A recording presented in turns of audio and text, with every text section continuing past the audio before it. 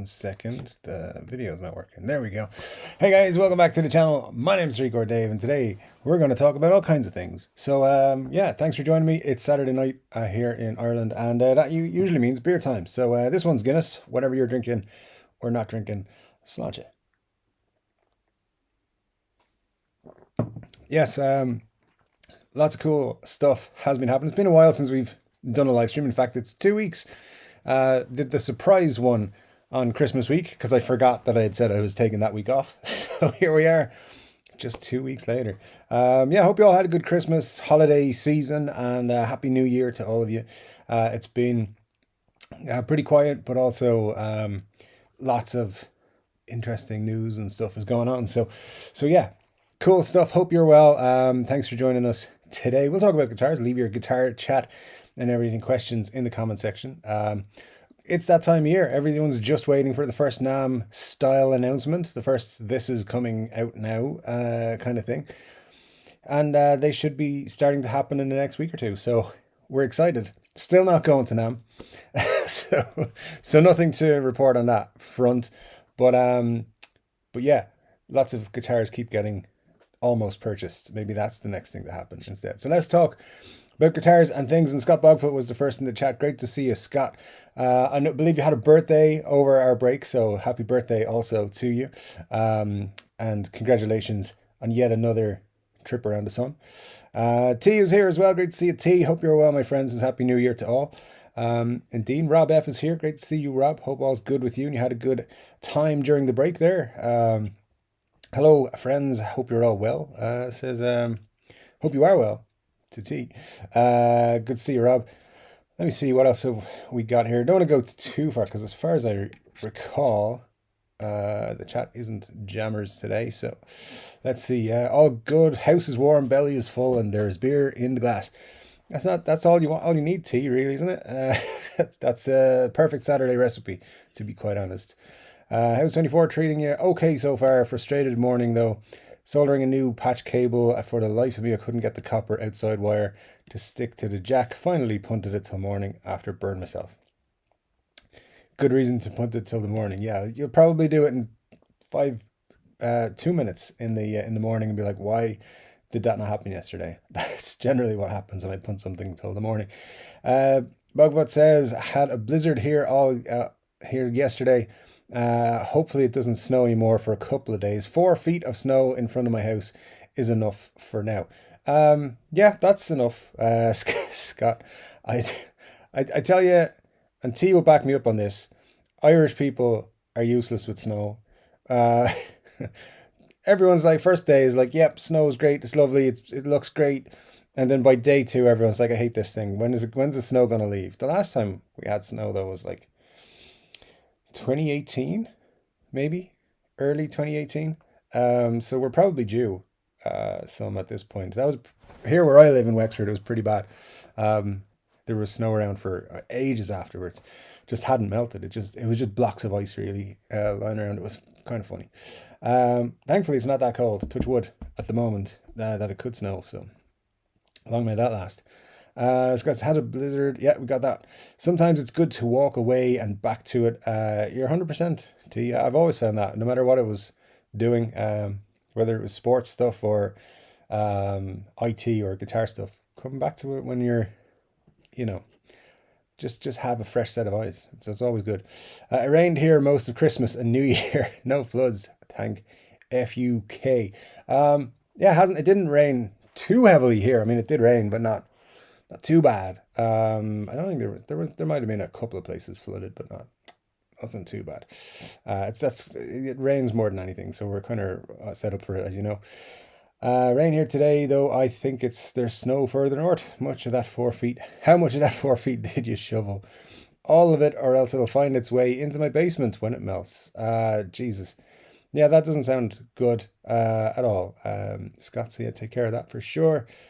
Sorry about the shoveling. That's the one thing I miss. I don't miss about my old house's 100-meter driveway. Yeah, 100-meter driveway, having to shovel, pain in the arse. Let me just put that out there. Definitely glad you've moved away from that, my friend. Used to plow in winters as a job years ago, I actually like snow clearing. Having been to Canada for a short time, I can understand why that's a profession over there. It's quite something, snow in Canada compared to snow in Ireland. So yeah, very different. In fact, but however, the biggest snow I remember was on St. Patrick's Day. It was in the morning, and by the afternoon it was gone. So it had sufficiently melted. So that was wild to me. Blizzard in the morning, fine in the afternoon. Weird. James Severance here. Great to see you, James. Hope you're well. Says, hey, Chord Dave, my Irish brother. And also says hello to Bogfeets, which is great to see. Glad to have you with us, James. As always, Rob says, plow or snow blower are fine. It's a shovel my back can do without. Well, there you go. Yeah, shovels and backs don't go well together. Scott Bogfoot says, just finished filming the most interesting guitar ever to be featured on my channel. Can't wait to reveal it. Well, that's interesting, Scott. Tell us more, because this is a guitar channel, kind of. So hopefully, yeah, just tell us all about it. It's interesting. Looking forward to that episode, Scott. Can't wait to see. We'll have to check that out, Scott. Acoustic, electric or acoustic, surely. If it's the most interesting, it is an electric. I'm going to go with an Epiphone. What is it? What's those ones? The trailers, Airstream. An Epiphone Airstream. Is that what you've got? I hope so. I hope that's what it is. Let me see what we've got. Richard Clark is here. Great to see you, Richard. Says, you only got 4 feet. My sidewalk is at least 100 feet. And the whole thing got dusted. Sorry to hear that, Richard, but hopefully it will pass. It will pass. Electric, I can't bore you with another acoustic. Yes, you can, Scott. It's your channel. Do whatever you want, man. And thoroughly enjoying my only guitars. Your Back to the Future trailer for, and if you haven't seen that guys, check it out on Scott's channel. Very, very funny. The Back to the Future trailer for the next one, or for the series in general. Very funny. Really enjoyed it. T says, I'll never get bored with acoustics. Yes, our resident acoustic man is T. So he will indeed enjoy all of your acoustic videos. Rob says, I'll keep an eye out for your next video. Sorry about getting behind on comments to feed the algorithm.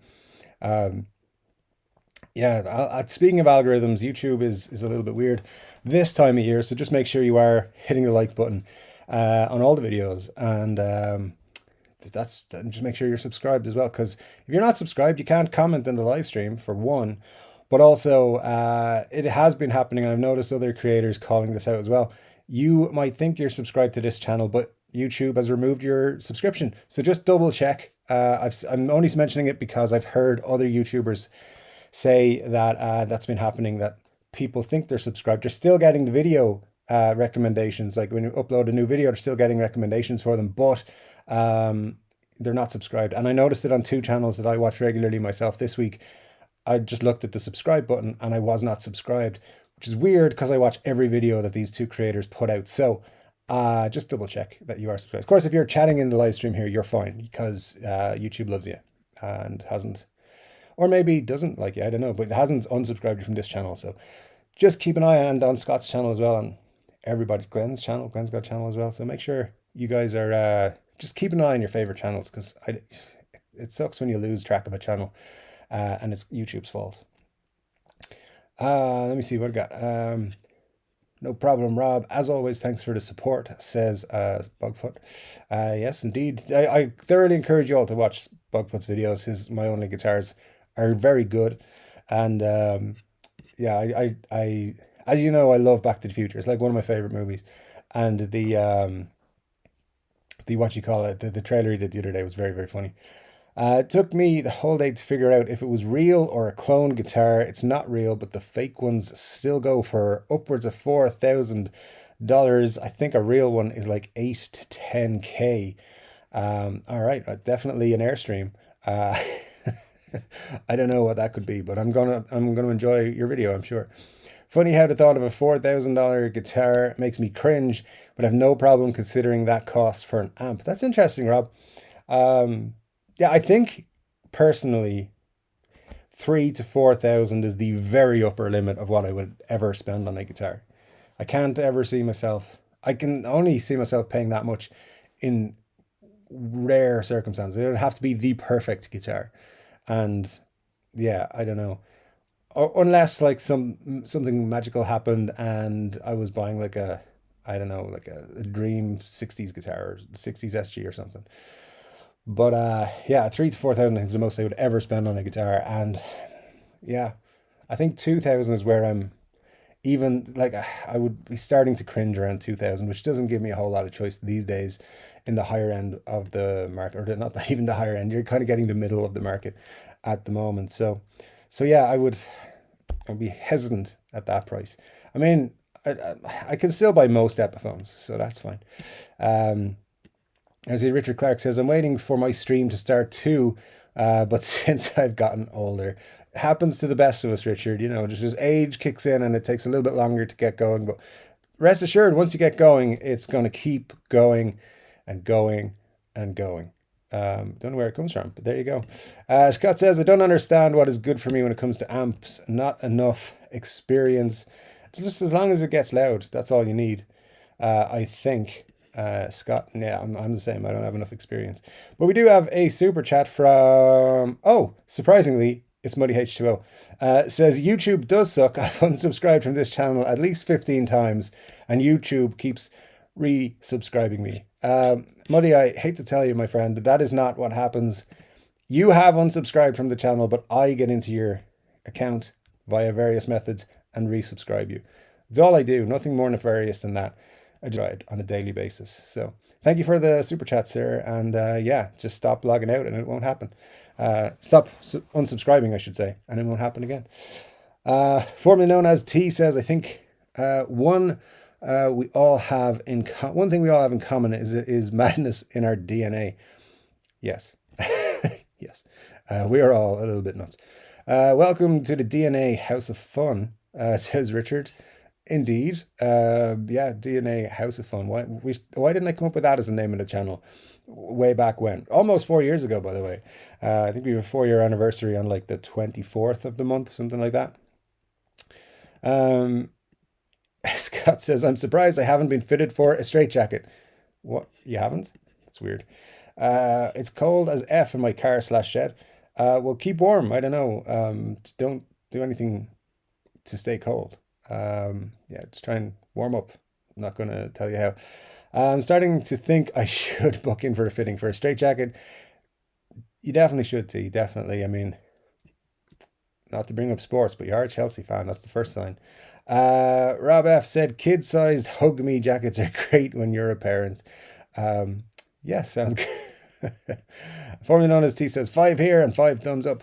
Hey, there better be more than that at this point. 47 here and 19 likes. Awesome, guys. Thanks. That, I'm sure, means there's some people here. It's the first 3 Chord Dave Live. If it is your first 3 Chord Dave Live, make sure you are subscribed and hit the like button and say hello if it's your first time, because we want to say hello back. So yeah, good stuff. Scott says, anyone new here, just what I said, make sure you're subscribed. Wait, you've got to wait 1 minute. He gives you all the information. Steve Cassidy Guitars here. Good to see you, Steve. Hope all's good. Happy New Year, man. Howdy, Dave and friends. Indeed. Great to see you, Steve. Hope all's good with you, man. I see a Stevie Mac here, but your message is retracted from me. Oh, there it is. Hi, everyone. Happy Saturday. Good to see you, Stevie Mac. Hope you're well, my friend. Happy New Year. Ben Allmark as well. Good evening, ladies and gentlemen. Hope everyone is doing well. Happy New Year, Dave and y'all. Happy New Year, Ben. Thanks for joining us once again. Always good to see you in the chat. Rob F says, Happy New Year, Dave. I had no idea how addicted to your live streams I've become until last week when there wasn't one. Well, that's cool, Rob. I appreciate it.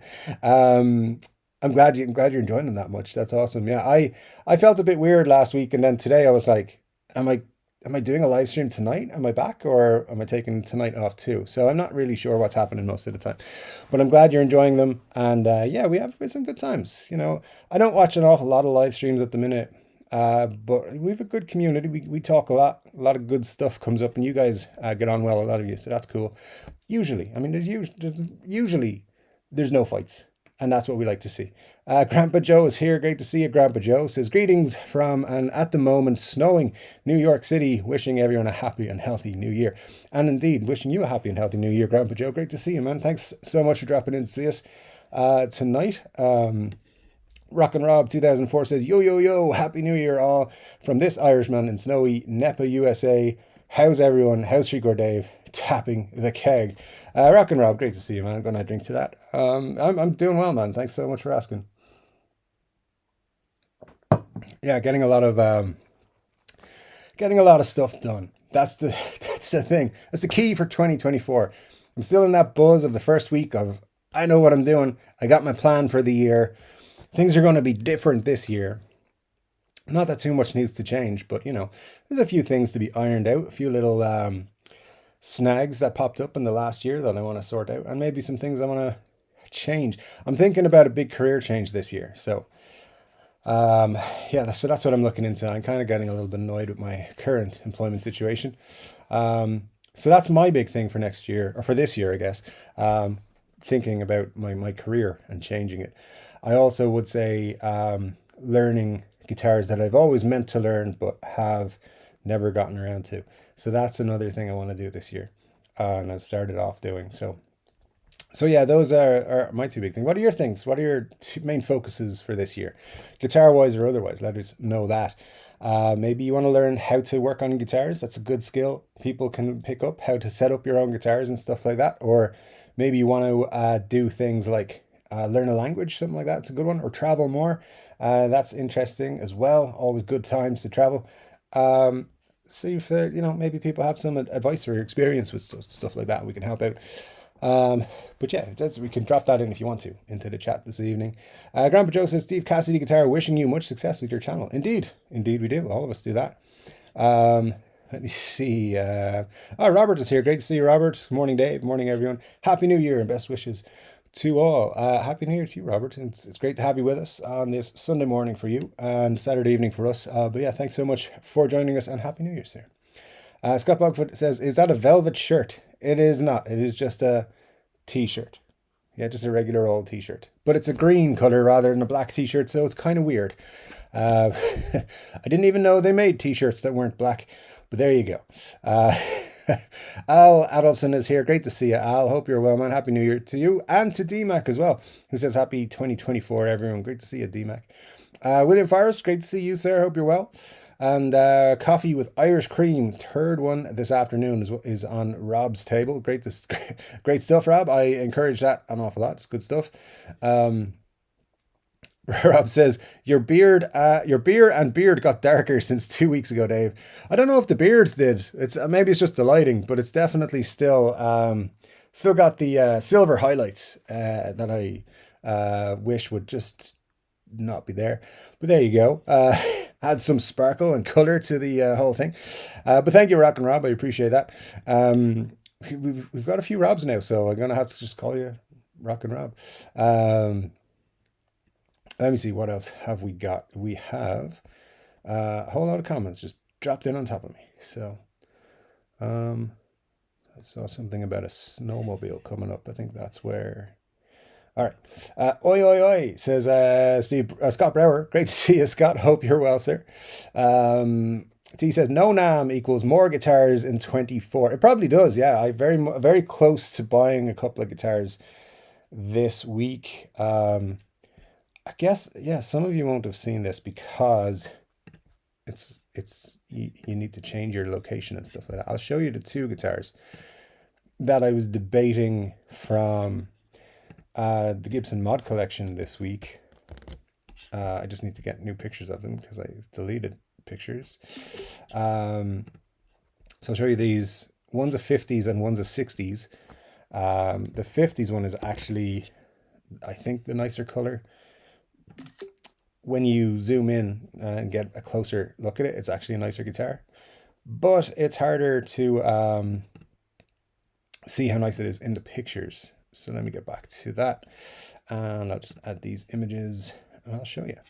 So I have an awful feeling that these guitars from the mod collection this year are going to be difficult to not purchase. So probably a good thing that I'm not going to go to NAMM. Unless some company wants to sponsor a NAMM trip for like 3 days. That would be interesting. So here's the first one. I'll pop that over there for you. As you can see, that's the red one. That's the 60s guitar.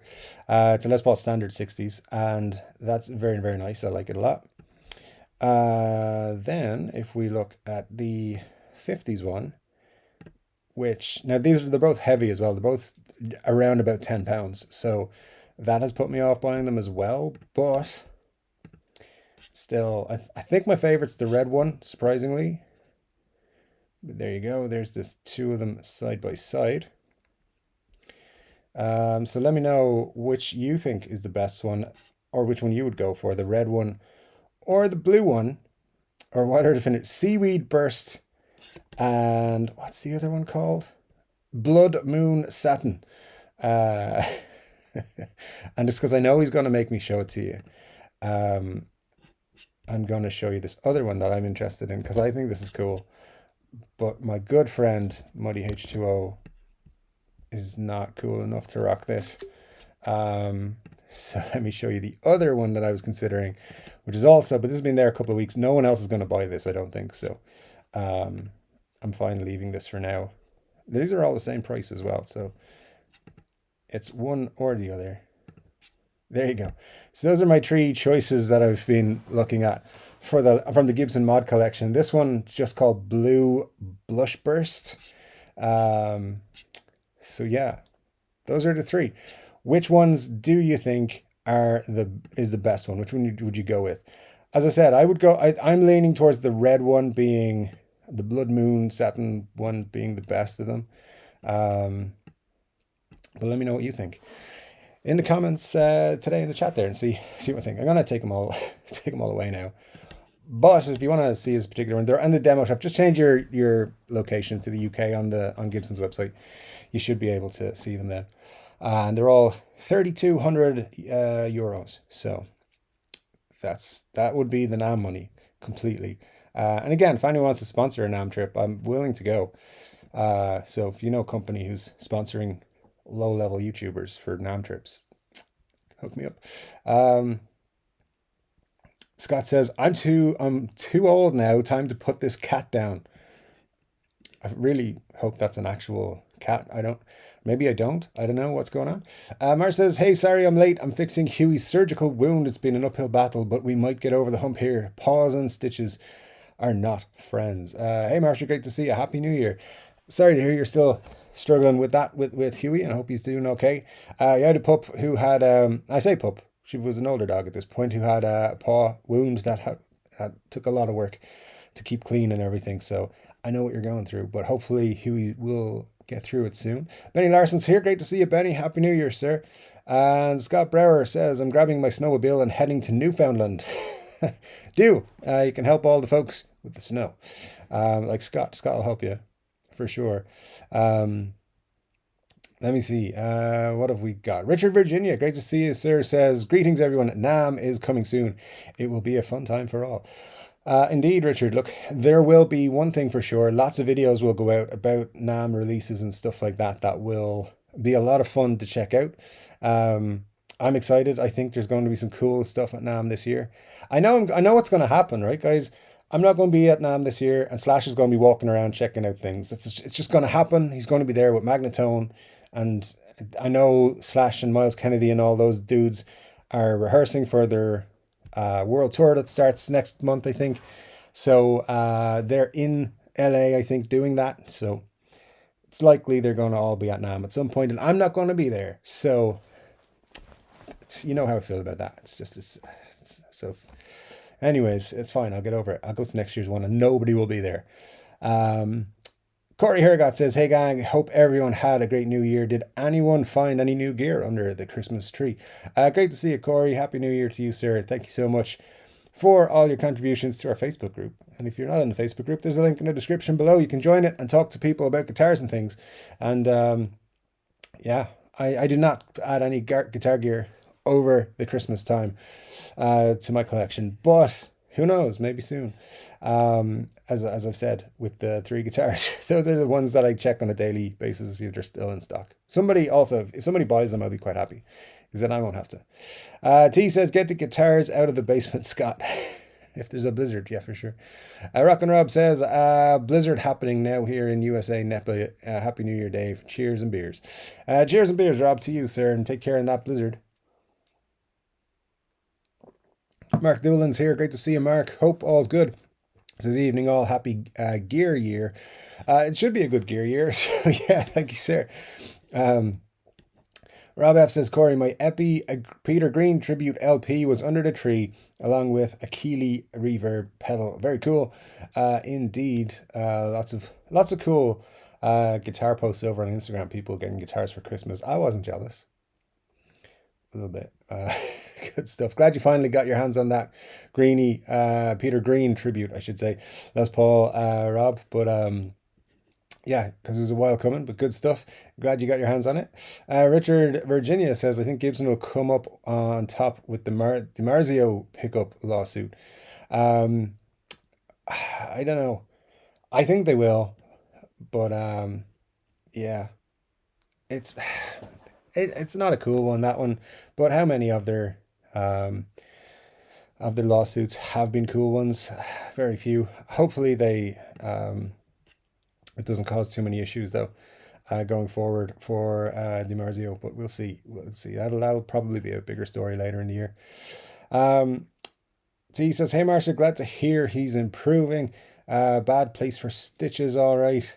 Benny says, poor Huey.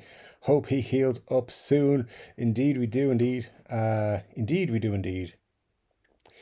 English. Richard Clark says, man, I'm jealous. Dick Virginia is the best name ever. I should have been a cowboy on the Warner Brothers lot. My parents had to go and name me Dick Clark. Well, there you go. I mean, it's a famous name. Rob says, Chord Dave is correct. YouTube has been removing some of my subscriptions.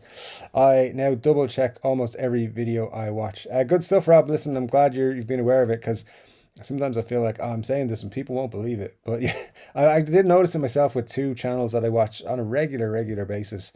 Like every video they watch, I will watch on the day they put it out. So yeah, just check it for the next few weeks. They do this on a regular basis. There'll be a time when I don't know if they're like taking off subs just to see if channels have real subs or whatever. But just keep an eye on your favorites. Obviously, there's channels you probably subscribe to. There's channels I subscribe to that I don't watch anymore, so it doesn't matter. So maybe that's a thing that they do it for. I don't know. But YouTube, if you're listening, just stop. That'd be great. Thanks. Bluesman says, new to your channel. Enjoy it very much. Thank you, Bluesman. Glad to have another blues person with us. Indeed. Great stuff. Yeah, welcome and Happy New Year.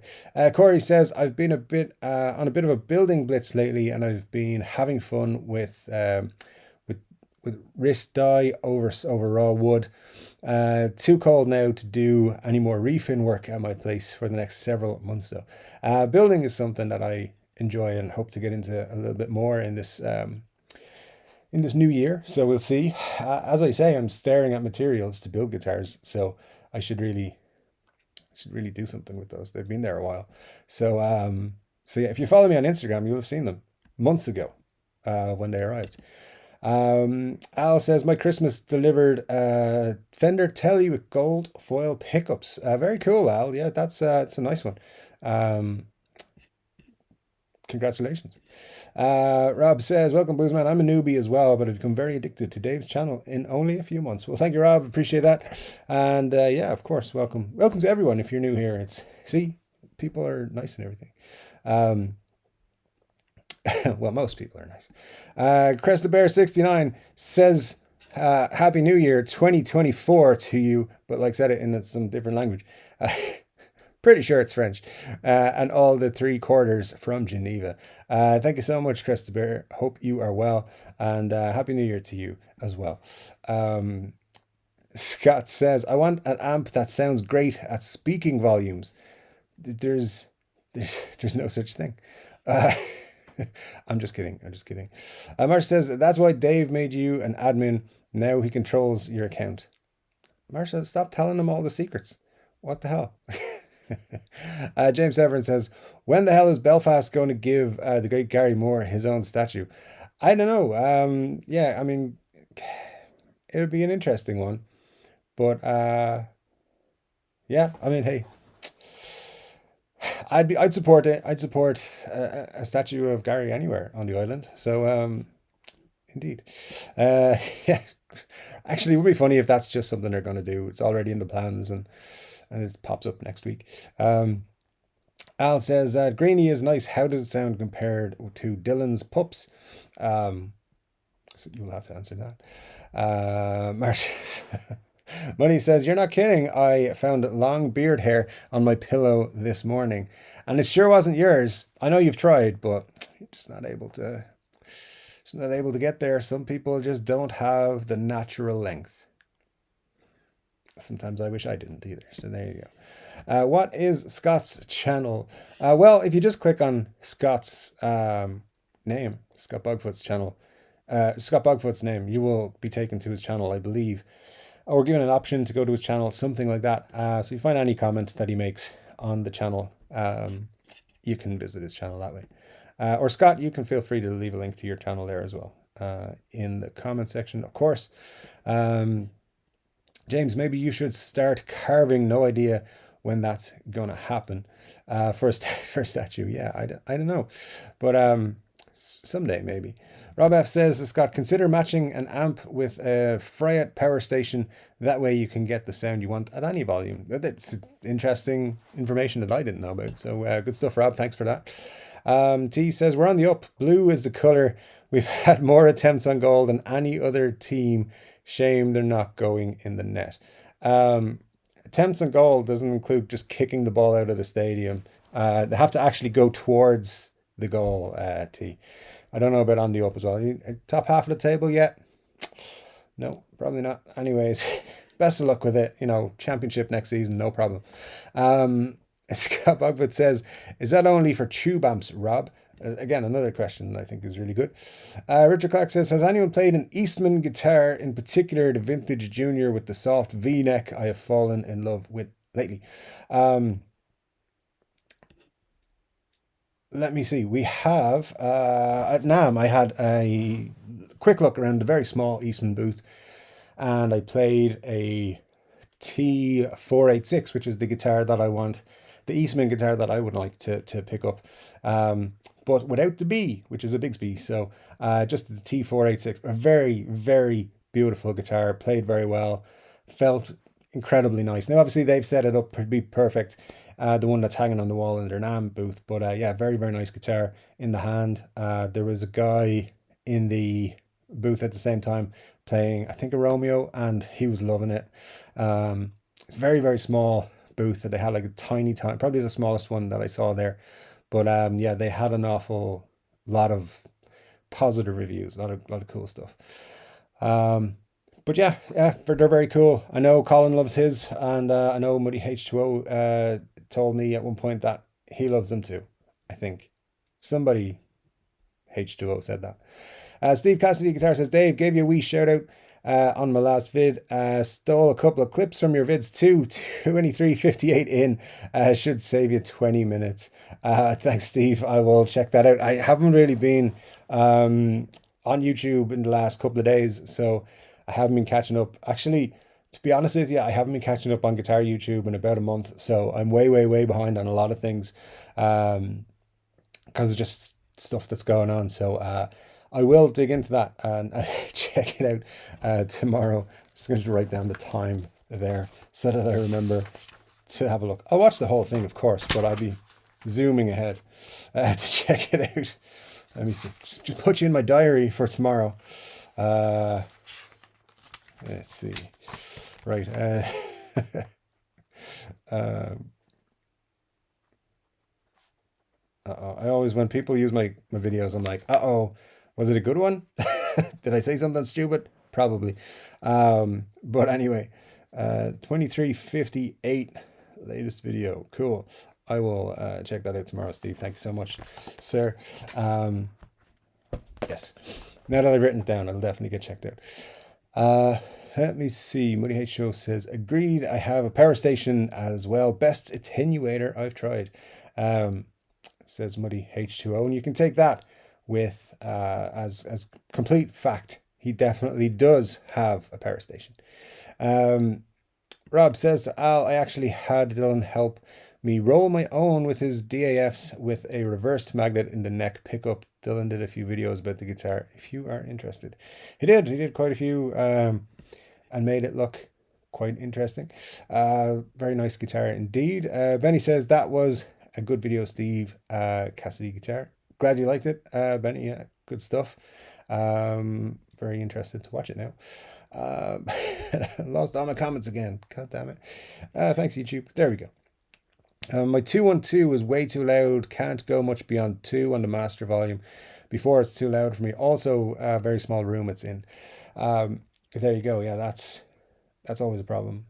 Which, I mean, who am I to say? I've got a Marshall Code 25. It doesn't ever get too loud. I mean, maybe for my neighbors, but not for me. Rob says, a PS2 will be my first gear purchase of 2024. I need it as a prerequisite for the black panel basement I plan to get next. I mean, you don't mean PlayStation 2, right? You mean like a Power Station 2. Just kidding. I'm just kidding. Just someone was trying to get me to buy their PlayStation 3 off them for like, I don't know, $100 yesterday. I was like, I don't want it. So no. Formerly known as T says, anywhere in Ireland that does guitar setup maintenance course. I was thinking of doing the Crimson Guitar 3-day course. I was thinking of doing a Crimson Guitar course this year as well, T. So maybe we can look it up and see and figure it out and go at the same time. That'd be fun. When I looked it up, I wanted to do their 5-day one because I'm going to need more time. So, but they were sold out for February, and I don't know what's going to happen the rest of the year beyond that. So I think they look cool. I think their courses look great. I don't know of anywhere in Ireland, but I'm sure there is someone that does it somewhere. So if you're an Irish luthier company, luthier training company, reach out, let us know, and T and I will pop along and see you. Give you some promotions as well. Why not? Scott Bogfoot, is it a combo or standalone 2x12 cab, says Rob. Bluesman says, my goal is to build up my YouTube channel and keep learning guitar techniques. Cheers all. That's interesting, Bluesman. I mean, I kind of have a few YouTube goals.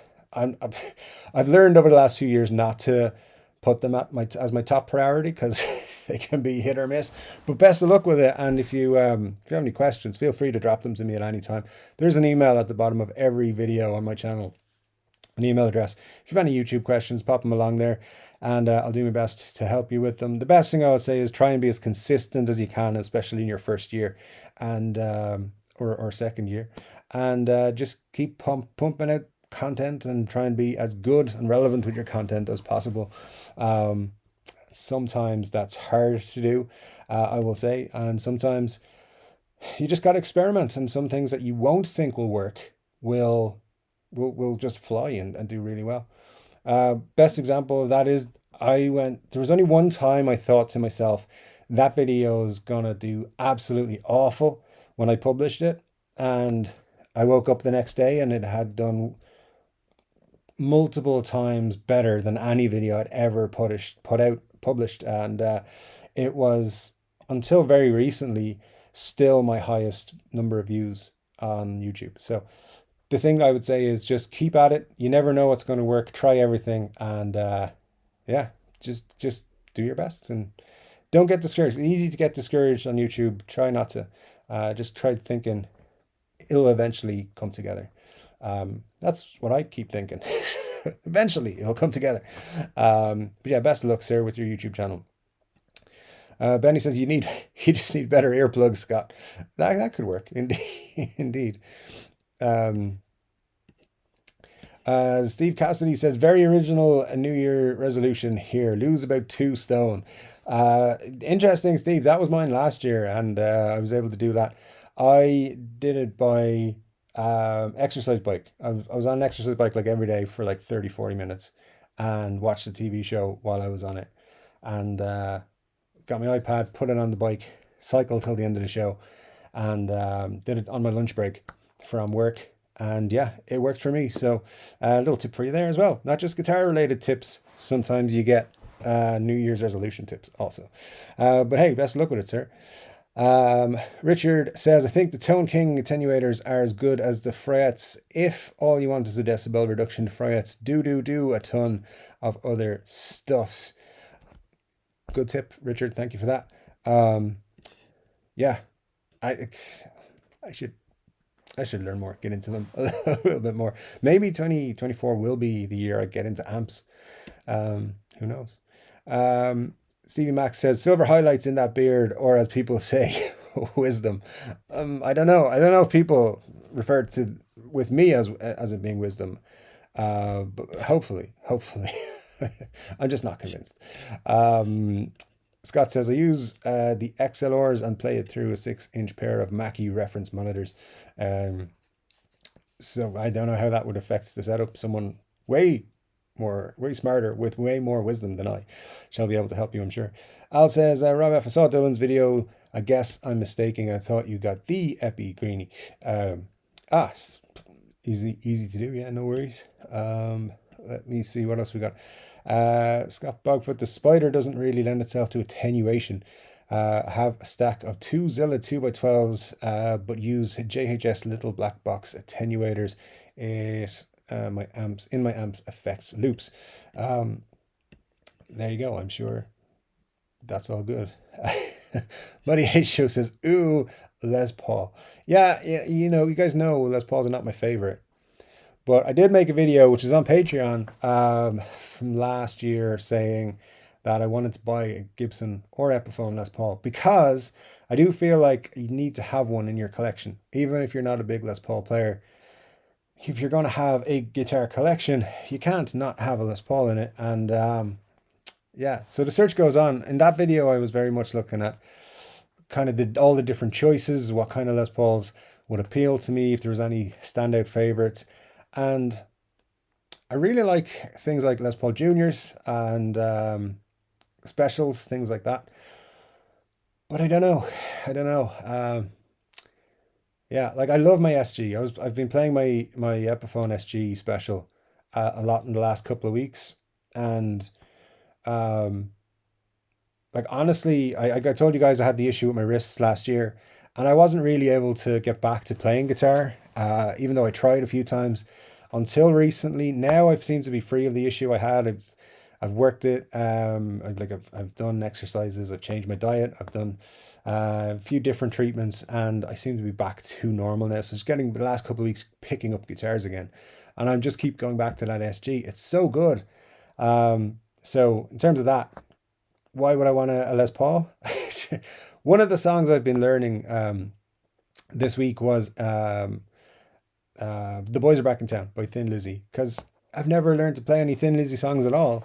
And so I was like, right, I'm gonna spend some time with Lizzy this year. So I've been learning to play that, and I'm like, it's great on the SG. It sounds great. The SG is great, but it's a P90 guitar. I have my Flying V. It could sound great through that too, but it's supposed to be played with a Les Paul. So yeah, Les Pauls are like at the bottom of my list, but I still think I need one. So I appreciate you, Muddy. I know what you're saying. We got to have one, I guess. It'll probably be my least played guitar when I do finally pick up one. But you got to have one for certain songs. Les Paul, I'm new to typing. Indeed, I think it's your third day ever typing, so we'll forgive you. So anyway, the JHS boxes allow me to play quietly early in the morning and still move some air after work, says Rob. Great stuff. Bluesman says both are beautiful, partial to the blue. I like the blue. I do lean towards blue guitars. That's a regular thing that comes up on the channel here. Blue guitars are my favorite. There's something about that red one though. I don't know. Richard Clark says, who puts a Bigsby on a Paul? Apparently Gibson. So there you go. That's all I can say. The UAFX pedals, Dream, Ruby, Lion, etc. are really nice attenuators to amps. Play mine through monitors or use my Boss Katana as a type of FR cabinet. Can get cranked tones at low volumes. Very cool, DMAC. Thanks for letting us know about that, sir. Money H Show says number 4. I can't show you number 4 because I forgot what it is, but there probably is a number 4. as well. I think I've narrowed it down just to those three, Muddy. I think I have. Um, Rob says to Al, I purchased a 50 Epi. No, I'll read it properly. I purchased an Epi 50s standard cherry burst and had sent it to Dylan. He turned it into a guitar that looks like Peter Green's did in 1967. Um, Great stuff indeed. Mississippi Blue says, I'm sorry, but Bigsby's don't belong unless Paul, the blue one's nice. I know that it's one of those, it is one of those things that's, what do you call it? It splits people down the middle.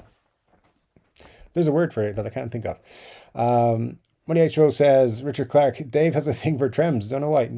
I don't know of that thing, but anyway, there we go. Why not? It's all good. The only guitar that I think Bixby looks right on is a Gretsch hollow body. They do look nice on those. I like them on like 335 style guitars, like a 345, like Marty plays in Back to the Future, but that's the whole thing. As Mar says, hang on, I'll be able to chat more in a few, hopefully. I'm like all over the place here. Now I'm suddenly starving, like I stood up and my belly roared. That is definitely time to get some food. Steve Cassidy Guitar says, love the look of that pink and blue burst one and fancy that on a Strat.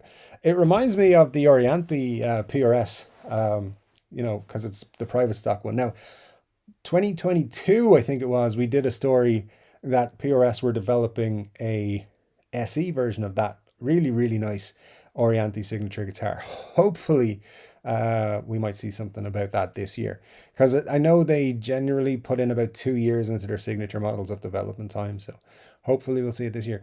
Because I think that color combination works really well. The reason I didn't pull the trigger on that guitar, the pink and blue one, which I think is this one. Is it? Oh, I know what I need to do. Press the button. The reason I didn't pull the trigger on this one is that it's double P90 and my SG has P90s, so I don't need a P90 guitar right now. I kind of need a humbucking Les Paul, so yeah, unfortunately. But yeah, it would look good on a Strat, I think, Steve. Mar says, oh my God, Slash and Friends will totally be there. Yeah, I know, damn it. I know it's going to happen, but it's fine. I'm seeing them in concert in March, so I'll get as close to the stage as I can and be like, dudes, I'll see you at NAMM next year. Make sure you go to NAMM next year. Richard Clark says, Effin strap some ankle weights on it while you are at it. For those that's paused the 10-pound ones, I mean, maybe that's a thing I could do. Who knows? T says the red one is cool, but as I said, blue is the color. Definitely the one in the middle. I mean, the blue one is nice, and I think in the close-up shots, it looks a little more greeny blue. It's a very, very nice color. Compared to that, I mean, that just looks like that. It's got a nicer top on it though. It's a nice flamey top, so that's what attracts me to that. That's on with a Vibromate, that Bigsby as well, by the way, so I'm pretty sure it could be taken off without any issue and replaced with just a stop tail. So that would look pretty cool, but I don't mind having the Bigsby, or do I? I haven't bought it, so if I buy it, I'll consider replacing the Bigsby for sure. Craig Peterson says, first time I've caught you live. Happy New Year. Happy New Year, sir. Thank you so much for joining us live. Great to have you with us. And thanks for being on the channel. Bluesman says, wife bought me a PRS custom. Love it. Great. But Reverb don't give you a buyback option. So yeah, but I definitely love the PRS custom 22 and 24s. Great guitars. So great Christmas present indeed. Richard Virginia says, buy the red one, Dave. We'll see. We'll see. Rob F says, I really would like the other pickup manufacturers to be able to make cream humbuckers. Not to mention, I feel everyone should be able to use PAF. Like Harley Benton call one of their guitar finishes PAF. So, but there's like, they call it like, so their model name will be Harley Benton SC 552 PAF. And I saw somebody on Facebook recently say, what does the PAF stand for? And someone explained what a PAF pickup was. And this was in relation specifically to a Harley Benton. And I was like, no, it means Paradise Amber finish, I think it is, or Paradise Amber Flame. That's what it is, Paradise Amber Flame. And it's a little bit cheeky of them to do it. But yeah, I mean, you can't say our pickups are PAF pickups unless you have, I don't know if the patent system works the same way in America as it did in the 50s, but if they apply for their own patent to a different style of pickup, then yeah, they could do that. The whole cream thing, I don't get. Like, it's like saying nobody else can make gold guitars because we did gold tops in the 50s. That just makes no sense whatsoever to me. So I feel like they're not gonna, hopefully they're not gonna get too far with that. But the PAF thing, yeah, anyone should be allowed to use, depending on the validity of it. I don't know. I mean, it's not really a product name even. So anyways, Marcia says, nice blues man. I need a better half like that. I need a better half period, but still. Well, hey, 2024 could be the year. Rob says, very nice blues man. Beautiful wife helped fund my LP, hence why it was under the tree this year. Very good, very good. Glad there was guitars under trees. Um, good stuff. Let me see what we've got. Rob F, that's great, man. Blues man is right, Marcia T. And Marcia says, hey, you never know. But to be fair, if it's not right, then I'm cool. But for real, if someone wants to share a better half like that, like that, one who buys guitars, that'd be nice. Steve Cassidy is here. Great first year, mate. Says Scott Brower. Good stuff. Ricky Compton's here. Great to see you. Says, hey, everyone. Happy New Year. Happy New Year to you, Ricky. Hope you're doing well. Scott says, it's just what you see as my name. YouTube likes to correct it to Scott Bigfoot. I mean, that could be a whole other channel.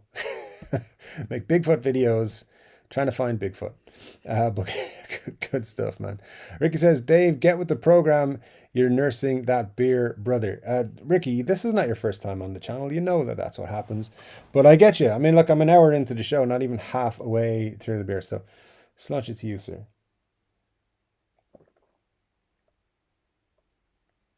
But yeah, my drinking habit on the show is probably not going to change this year, I would imagine. But thank you, Sarah, for reminding me about the beer. Let me see, we've got a lot of haze going on and house goings and all that sort of stuff. Benny says, Marcia, didn't you get a new boyfriend? I've been watching Rockfeed. Interesting. Are we talking about the James Hetfield? That conversation could go many ways. Dave, did you think everyone is going to buy up the DiMarzio double cream pickups before they lose to Gibson? Uh, I think it might be a good idea to do so. Um, I've always thought DiMarzios are cool, but yeah, I mean, probably a good idea to pick them up now if you can, because they'll go off the market for at least a while, I would imagine. Um, so yeah, they could have good resale values. Not financial advice, obviously, but if you're willing to take a risk, it might be a good idea to buy a few sets. Um, what else have we got? T says, that sounds like a good plan. I'd be up for it. Well, hey, let's see if we can find somewhere in Ireland that does either luthier courses or if we see when Crimson are doing their classes again after February. Because I know I can't do February, so maybe later in the year, in the summer sometime, it'd be a good year. Sorry, a good time. I think, yeah, sometime in the summer should be fine. Rob F says, DiMarzio will still be able to make the pickups. If Gibson wins, then everyone will be able to make them. Um, okay, interesting. Good stuff. But I will say DiMarzio's cream is cream. A lot of the overseas stuff is more beige than cream. Okay, cream is cream, whereas overseas stuff is more beige than cream. I get you. I get you. It sounds interesting. Ricky says, I wonder if anyone has removed the covers on some recent Gibson pickups and found a double cream pickup. I bet you they're too clever for that to happen.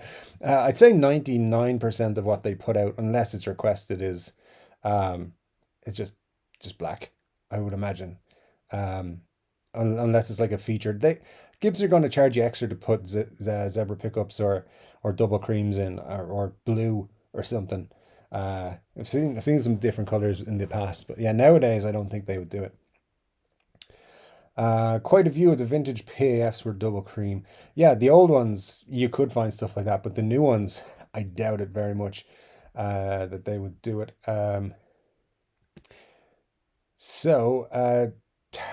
Targinches. Sorry, I'm just going to call you Targin because I have no idea how to pronounce that properly. I've probably already offended you. I apologize. But hello and welcome. Thank you for joining us. Ricky Compton says, yeah, I know a bunch of vintage Gibson pickups were double cream. Indeed, they were. Daniel Tillers here says, like Les Pauls, but don't like Gibson. Uh, I like Gibson. I just think that they do stupid things. So, you know, that's what I've said. Like and anytime someone criticizes me for criticizing Gibson, my main response is, I love Gibson. I'm probably the biggest Gibson fanboy making guitar videos, but I don't like stuff that they do, and I will happily call them out and say, you're being fucking stupid. Go back to just being a guitar company. I know that's not what you were saying. I'm just saying that's how I feel about them. I like them. I hope that they get back to being kick-ass guitar company. I mean, they are a kick-ass guitar company, but just be a guitar company. Make the best guitars. That's what you want. That's what I want you to do too. But yeah, I'll always be the people giving out about them, the person giving out about them until they get it right. Scott Bogfoot says, Epiphone LP Customs are too damn heavy. Are Gibson LP Customs considerably heavier than the regular standard? I think they're supposed to be, right? Because they're just all mahogany and that's heavier. I don't even know what they do weight relief wise with Customs. Maybe they don't do any. I don't know. Daniel says, Epiphone Elitist is peak Epiphone. I've never played an Epiphone Elitist, but everyone seems to think they're the best Epiphone. So I would go with that and say that they are. Eric Lopez says, Thin Lizzy. Yes, man. Yes, Thin Lizzy. Great band, man. I've listened to them a lot this last couple of weeks and love them. Always love them, of course. You know, being Irish and everything. Marcia says, okay, belly mostly filled here. Now I can use my typing fingers.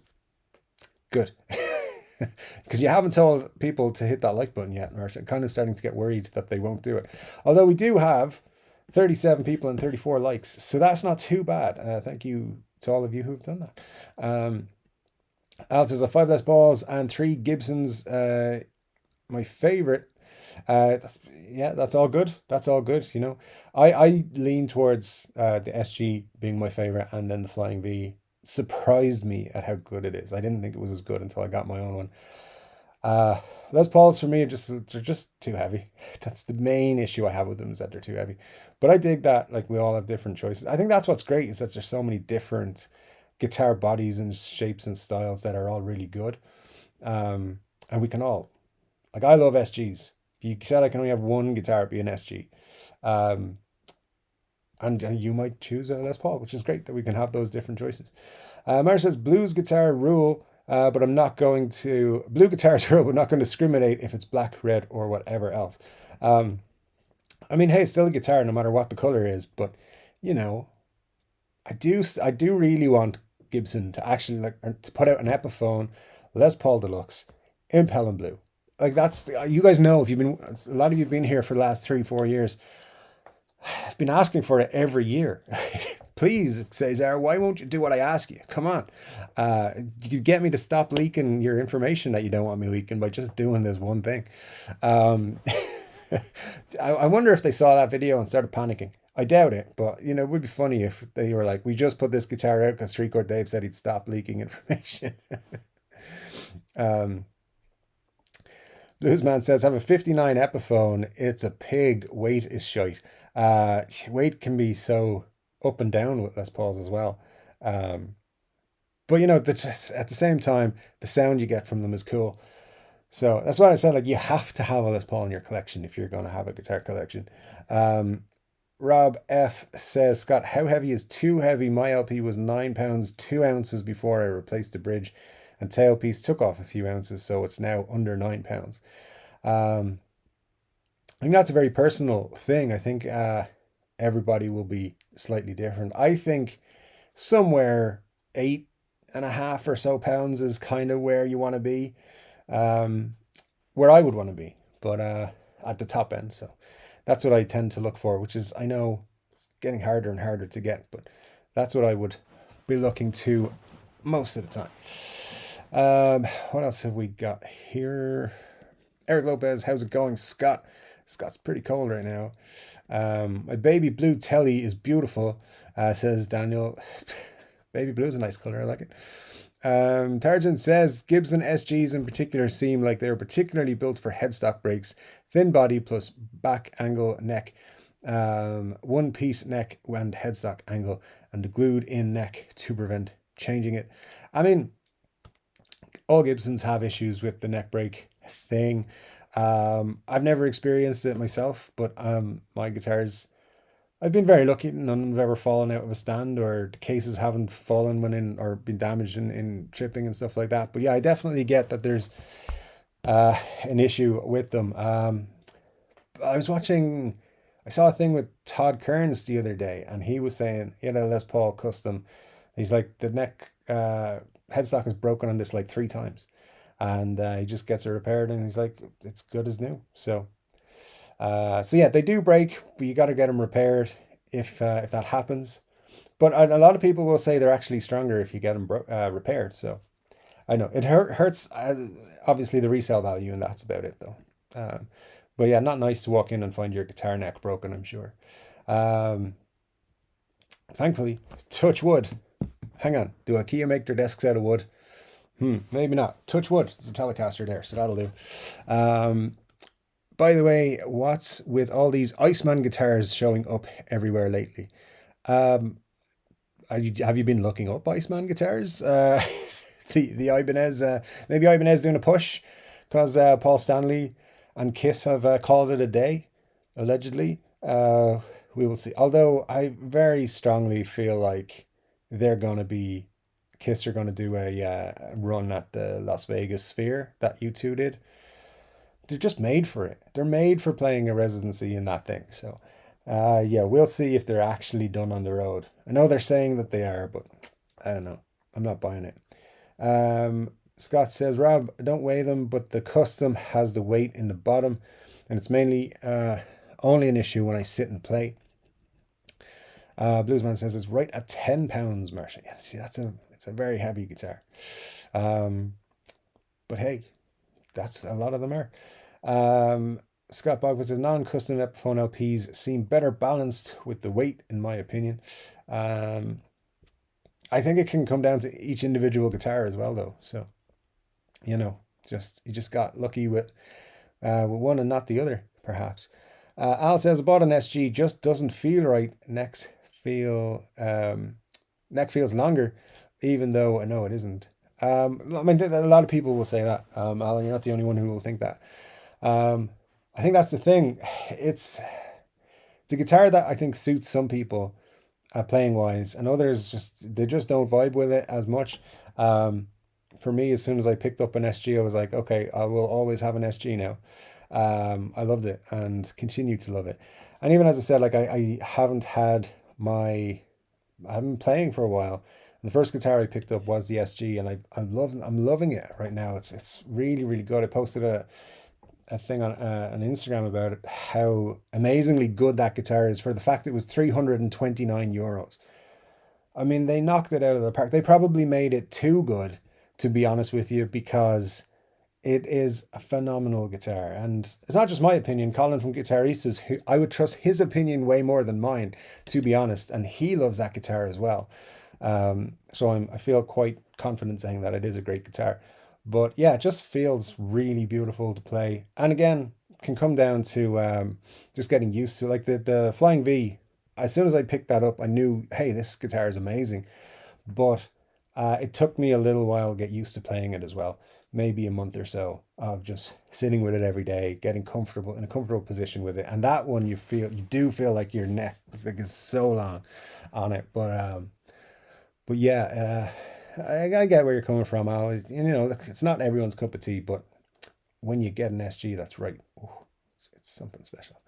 Marshall T says, Daniel, sounds lovely. I love all shades of blue. My favorites are teal, turquoise, royal blue, grey blue, and navy blue. The LP Dave just showed looks like a flip-flop like green blue. It is a green blue style. They're calling it seaweed something or other. I can't forget now. Seaweed burst, maybe. Seaweed satin, whatever it is. They But yeah, I mean, you're forgetting Pelham Blue, of course, but it's fine. I forgive you. Rob F says, interesting, Scott. I play mostly standing up. My back doesn't hurt as much. The LP is definitely much heavier than my Strat. And Mustang, I had to get comfy shoulder pad for my LP's strap. Oh, a padded strap would be essential for me with a Les Paul, I think, for playing standing up. Absolutely. I do most of my playing sitting down because I'm usually here in this seat. Marcia says, Scott, why would it matter if it's custom or not? Is the weight relief design different or something else? Well, the wood is different because it's all mahogany for a custom, and I don't know if they do weight relief or if they do different weight reliefs for a custom. Off the top of my head, I probably do know, but I can't think of it right now. Tarjan says, Al Allison, it's because the neck is pushed out of the body more towards the headstock. Also changes where you pick, which is, I think, is the most of the sound change between it and Les Paul. Yeah, they're both valid points, to be quite honest with you. Yeah, it's definitely it's definitely a different feel to Les Paul, no doubt about it. If you're used to Les Pauls, it'll take a little bit of getting used to switching to an SG, but it's worth it. A telly weighs as much as the Les Pauls, says Al. Yeah, tellies can be quite heavy as well. Those can be quite chunky, weight wise. Bluesman says, Marsha, I bought it from Sweetwater. My fault. Love the sound. Great electronics. Just love it. Hate the weight. My fault. As I said, like Les Pauls, they fluctuate in weight an awful lot. But if you love the sound and you're okay with it, you can get comfortable with it. It's all that matters. But yeah, heavy guitar will always be heavy. Mar says, I missed that comment. James Hetfield arrived the other day. I'm going to make a video and send it to Mr. Rockfeed. Not sure why I keep calling him that. He said he will repost it. Any ideas? Dare I ask? I think that's a very risky question to ask in this group, Marcia, but best of luck to you. I hope you get some nice answers and some funny ones. Al says, Marcia, nope, I have a 63 LP, which is the SG body. Let me see. Rob says the SG pickups are in different positions, distance to bridge compared to LPs. They get vibrations from different string locations, hence the slight change in sound. Also, they're cooler, so you get a slightly different sound because they're cooler. That might not be scientific, by the way, but I'm just saying. I didn't open a box yet, though, because I don't know if I want to reveal to include the box removal ceremony. Why not, Marcia? It's all part of the fun and games unboxing stuff on YouTube. We've all done it, I think. Marcia says, I got you. Have them put them side by side. Have you put them side by side? Is the 63 neck set different to the body, or is it a bit shorter, or is the body size slightly different? The body sizes are different. The pickups are in a different location. The neck is set at a different,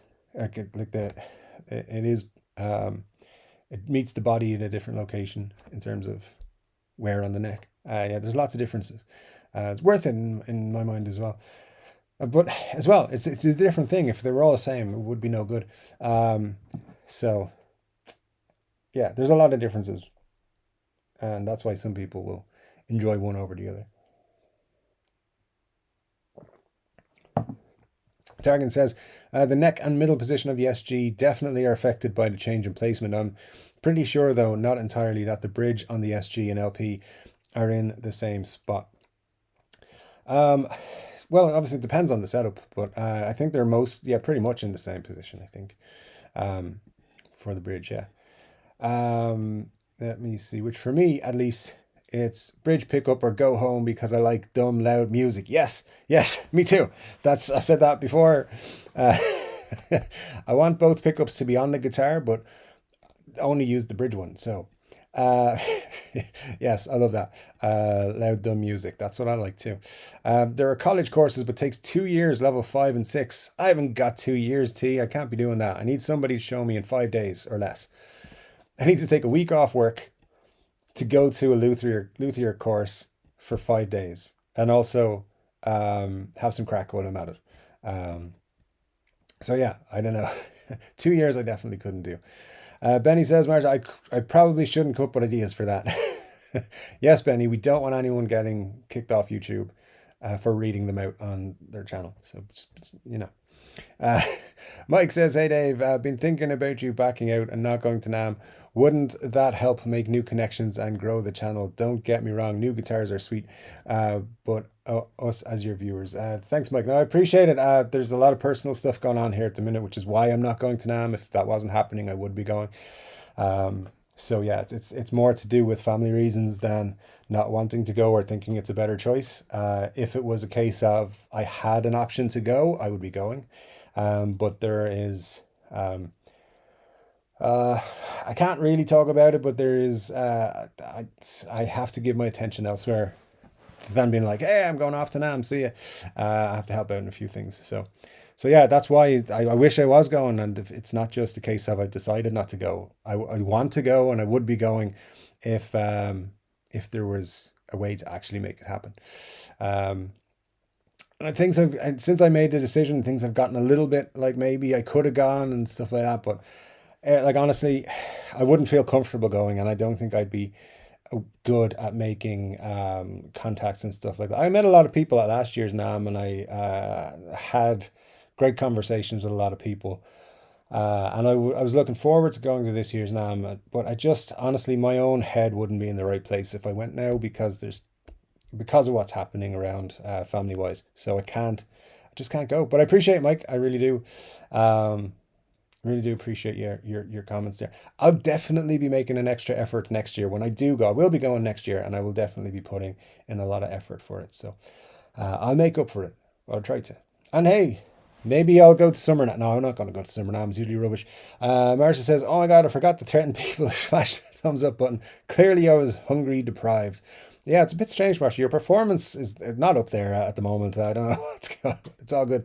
Um, Rob F says, "Don't have an SG yet, so I have not been able to measure myself. I'm relying on some info I trust from someone I trust who has both guitars." Interesting, yeah. Gary Moore was the best guitarist ever. He's in the conversation. There's no doubt about it, which is always a great conversation. But Gary Moore, yeah, unbelievable. Catching him on a few live. I actually quite regularly watch Gary Moore's live in Dublin, or what's it called? One Night in Dublin, which is in a really small venue called Vicar Street, for those of you not from Ireland. And Vicar Street is tiny. I've seen some great acts there in the past, since last year, back in 2010. And I don't know how many people it fits, but like 1,000, maybe, maybe just over 1,000. It's packed and it's great and it's a lot of fun having a gig there. And yeah, so check out Gary on YouTube. You can find Gary Moore One Night in Dublin, and that was a tribute to, or maybe it wasn't just a Gary Moore concert, but it's a tribute to Phil Lynott that they did, and absolutely, it's phenomenal. You should check it out. The live, playing live is great. Anyway, so you should check it out. Mike says, "Would love to see your videos from now." I presume, yeah, absolutely. I would love to. I'd love to make them. As I said, I just can't because of what's going on at the minute. I have something else that I'm going to in a couple months' time, and um, I can't get out of going to that. And NAMM would be a personal thing. I just really can't. Um, I just really can't uh, give the time. I wish I could. Next year, I promise you, I'll make some good videos there. Who knows where the channel will be at that point. Marcus Benny Larson, "Since when do we all back here? We all know someone here is going to crack inappropriate ideas." It's too bad Todd Moore doesn't come by anymore, because he would have given us some good ideas for that, Marcia. I'm pretty sure. But yeah, he fell out with the channel, I think. Maybe he still watches. If you're here, Todd, we miss you. Let us know what you're thinking about Marcia's unboxing video. Um, Yeah, let's see. Taryn says, "I played and owned both, just haven't measured it, so maybe off a small amount. But by eye, it looks about the same." And Marcia says, "Well, that's very odd, Al. It is. Is it the way your strap is adjusted? That's going to be something making you feel like the neck is sticking out more. It does sit differently. They do sit differently. So I get where he's coming from. Let me see. Losing comments again.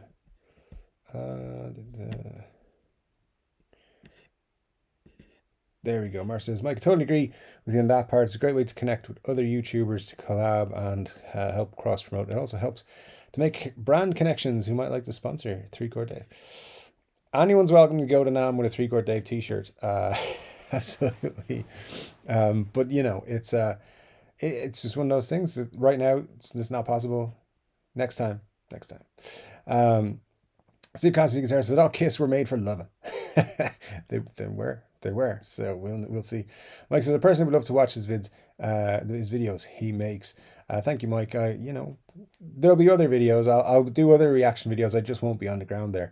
But I'm sure we'll get lots of news and stuff like that and react to that kind of thing. And also, I still expect there to be other leaks around the whole NAMM thing. So yeah, we'll get a lot of content out that week. Mar says, Dave, I think Ibanez may have released a new Iceman recently, but a lot of people are buying used ones lately. I'm seeing them all over socials. Interesting, yeah. Never really interested in that guitar. I don't know, the broken mirror finish I thought was kind of interesting the first time I saw it, but I was never really all that intrigued by them. Benny Larson says, Martin, right now all my ideas involve fire, but I don't think you should burn it. Well, there you go. Targan says, not to worry. I went around for years saying strap bridge pickups are weak, having never played one and totally ate my words when I finally did. Every guitar player ever does that. I think I do. I do indeed. Mike says, nice blue one, Dave's color as well. Indeed, Mike. It is. Blue is my color. I like it. Well, it's on guitars. I saw a reverse Iceman once. I think it was Paul Gilbert who was playing and absolutely loved the reverse version. That's an I think I've seen that actually. Yeah, I'd like that better than the actual. I think I have seen. I think it was Paul Gilbert's because I think I've seen it too. Funny you should say that, Targan. I love the sound of my Strats bridge pickup. I've always wondered why people don't like them. And Targan says, I think it's the Telenecks. They seem to either sound phenomenal or completely dead. Maybe we just got the good ones. Yeah, you never know. Mar says, Gear Street 42 also does a yearly event in Germany, which is a smaller event for YouTubers. I think Thomann does some convention. There's another major convention in Germany, but forget that. Yeah, there's lots of them. I mean, there's all kinds of guitar conventions run in the summer. Gear Summit, I think, is the one you might be thinking of in Germany. And then there's I know the Gear Street stuff as well. But yeah, so far I have yet to get an invite to. Some of those are invite only, so I haven't got my invite yet. But someday. I think I pissed off a few YouTube people at some point early in my YouTube career. I don't know why, but yeah, it's fine. I don't really care. The Dave Murray Strat screams with its pickups. I thought Strats were weak until I had one, says Scott Bogfoot. Margie Z says, I bought a 59 Epiphone Les Paul and it was so terribly heavy I ended up with the SG Les Paul 61. The sound of the 59 was great though. It is its own sound. I mean, yeah, absolutely. The SG is better. So you got the better deal, Margie, for sure. Margie says, some of those are closer to where Dave lives and would cost him less to travel in this day and age. Collabs help growth and Dave is antisocial. I am antisocial a little bit. But actually, the cost to travel is not a big issue. It's not that big a difference. I mean, to get to Germany or to get to, I don't know, where else do they have them? Like the UK or somewhere like that. I mean, yeah, the UK is a lot cheaper to get to, but to get to Germany, you can probably find, genuinely, you can find flights to the US for like under 400, and you can get to Germany. I don't know how much it's going to cost to get to Germany, like 250, 300. So it's not that much of a difference. The big ones are the big ones for a reason. The real big companies are all involved at NAMM, say, but they're not all involved at these other ones. So yeah, the cost isn't a big thing. It's a business expense and I can write off tax reasons for it. So that's all good. It doesn't matter whether I go to NAMM or Gear Street 42 or whatever. I'll still be antisocial and be like, hey, it's that guy off the YouTubes. I mean, I saw lots of YouTubers when I was at NAMM last year and I spoke to three of them. So, Ryan from 60 Cycle Home. I stood behind him, or beside him, watching a performance of a cigar box guitar company. I can't remember what they were called now. It was a very cool lady playing guitar, and we were standing there. And I just turned around and was like, "That was cool." And he was like, "Yeah, that was cool." And then that was it. And I don't really like also doing the "Hey, I'm a YouTuber too" thing. I don't feel like I've earned that yet, which is weird because I'm on YouTube every week. But I don't know. I just feel like I don't like being like, "Hey, I'm a YouTuber." So soon, someday I will. Someday we'll see. But yeah, again, in terms of going to these shows and stuff like that, some of them are on my list. I'd rather just put effort into making better videos, something I really need to do, and probably something like one of the shows at some point.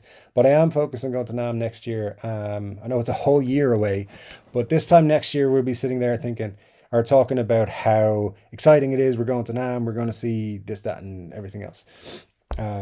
So yeah, it'll be interesting. So just like right off this year, wait till 2024 is over and 2025 brings us back to NAMM. Benny says, Marshall, what kind of ideas were you thinking? Maybe something with Huey, if he's up for it, of course. Huey's always up for fun. If I open the box, he's going to think you got him a new toy. Maybe you did. Maybe you did. There you go. Al says, my 63 is a junior with a P90. Very good, Al. Sounds cool. Larry D. Fox says, I have a 59, very heavy. It seems to be what most people are saying, that the 59s are very heavy. There's no doubt that choice of pickups make a huge difference in a Strat. My Dylan Alnico 5 Bonnevilles sounds so much better than the Squire ceramics that came at my Affinity. Rob, I'd imagine so, Rob. Yeah, I mean, I'd say the first thing to do with most Affinities, once you pass that beginner level, is to change the pickups. And Classic Vibes, I think, would be a lot better pickup wise. But the Affinities, I would say, you're going to need a change of pickups for sure. Having said that, I've heard some Affinity tallies that sound pretty good. So maybe I'm just not correct on that, which is possible. Richard says, has Cesar answered your challenge in regards to the deluxe model? He hasn't, but I presume he's still on holiday until Monday. No, I don't think. That's why I said it. I know for sure they're not going to answer me. They're not going to say, yes, Dave, we're going to do it. Because I'm not going to give up leaking information. So, yeah, I'm not. I'm not going to be able to do that. But look, as I said in the video, they need to send me a gold top and a Pelham blue one if they want me to stop leaking information. It's never, ever going to happen. I'd love to get that email though. That'd be fun. Mar says, Dave, no, not SG versus LP. Al said he got an SG he's not vibing with because the neck feels like it's sticking out further than his 63 SG. No, I think he meant, I'm pretty sure he meant SG versus LP, right, Al? That's what I took it as anyway, but maybe I'm wrong. But yeah, let me know. If that is it, then apologies. Maybe I did pick it up wrong. T says, I'm older than you, 2 years, a bit too long for me as well. All right, T. Bluesman was next. Where is that comment gone? I wish YouTube would just make like every X amount of minutes is going to drop in the comments that is randomly doing it. Family first, Dave, you're a good man. Well, just kind of have no choice. Not much I can do about it. Gotten used to having both pickups on the neck but the neck when turned right down gives almost stereo effect compared to the bridge on all the time. Interesting, Scott. Yeah, good stuff. Mar says, Dave, Dylan Talks Tone always recommends a 1 week long building pickup course at Texas Toast Guitars in Colorado, I think. For personal reasons, I won't be going to Colorado anytime soon. It's a long story, but yeah, it's just you know what, the weirdest thing ever would happen. There's someone in Colorado, I guarantee you, I would walk into the coffee shop and they would be there, and then there would be a whole argument, and I just don't want any more arguments. So we'll go into that on my second channel, DaveTalksAboutHisLife.com. But Texas Toast guitars are very cool. I've watched their videos for years. Um, I'd love somebody like that. I'd love to. I mean, that's why I think Crimson Guitars is the nearest option for us to do that. Here, 5 days would be plenty. Just going over, taking the time, having to stay somewhere. I think I saw a video recently where they were saying that they got what do you call it? They've got a location now for accommodation for people taking the classes, so that's fun. So that'll be make it maybe a bit more interesting later on in the year. So we'll see how it goes. But yeah, I'm not going to go to Colorado. Tell them to move it somewhere else. If they're in Texas, I'll go there. I have no problems. They do it a few times a year. I've never heard anyone who's done it say anything but great things. If you ever want a course, check that out. Plus, I literally have mahogany and maple and a maple neck blank, and I have everything I need. It's sitting over there in a box, an airtight box that I want to bring with me. So uh, it would be difficult to explain why I'm bringing wood with me through airport security.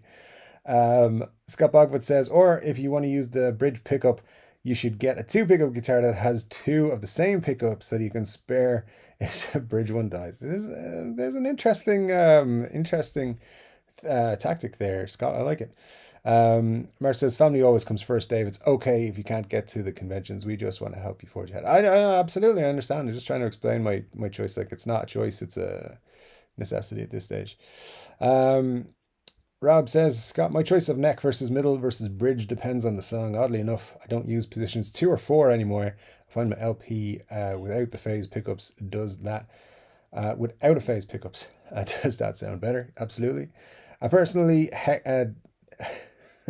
oh wait, sorry. Just the way this reads just sounded very threatening in an Irish way. I'll personally deck Huey out in TCD gear if you make it and send it. Free advertising. He's a moving billboard. I mean, no, the Three Chord Dave merch doesn't move anywhere. So if you are interested in Three Chord Dave merch, here's the latest one. It's not selling, so I'm going to leave it up for a while. I thought it would sell a lot, but it hasn't, this particular one. So if you want to pick it up, I'll give you another couple of weeks maybe. If you don't like that one, you can pick up a Three Chord Dave guitar t-shirt that looks like this. You can find the links on my regular videos. There's also a mug that looks like that, and you can pick that up for yourself. So lots of merch options. The links in the description of all the videos. I know sometimes the link on the live videos are not working. That's what they're telling me from live streams. They're not working, but on actual videos they should be. So if you just click into any video rather than a live stream, if you want to pick up some merch, you should be able to get there. Pads 1982 says, I just got my first SG shaped guitar. Not sure I love it more than my Les Paul, but it plays brilliantly. Great stuff, Pads. Glad to hear that. So yeah, good stuff. Bass Fox 11 Fourth says it's called the Fireman, the reverse Iceman. Yeah, absolutely. Good stuff indeed. Mark says yes, Gear Summit.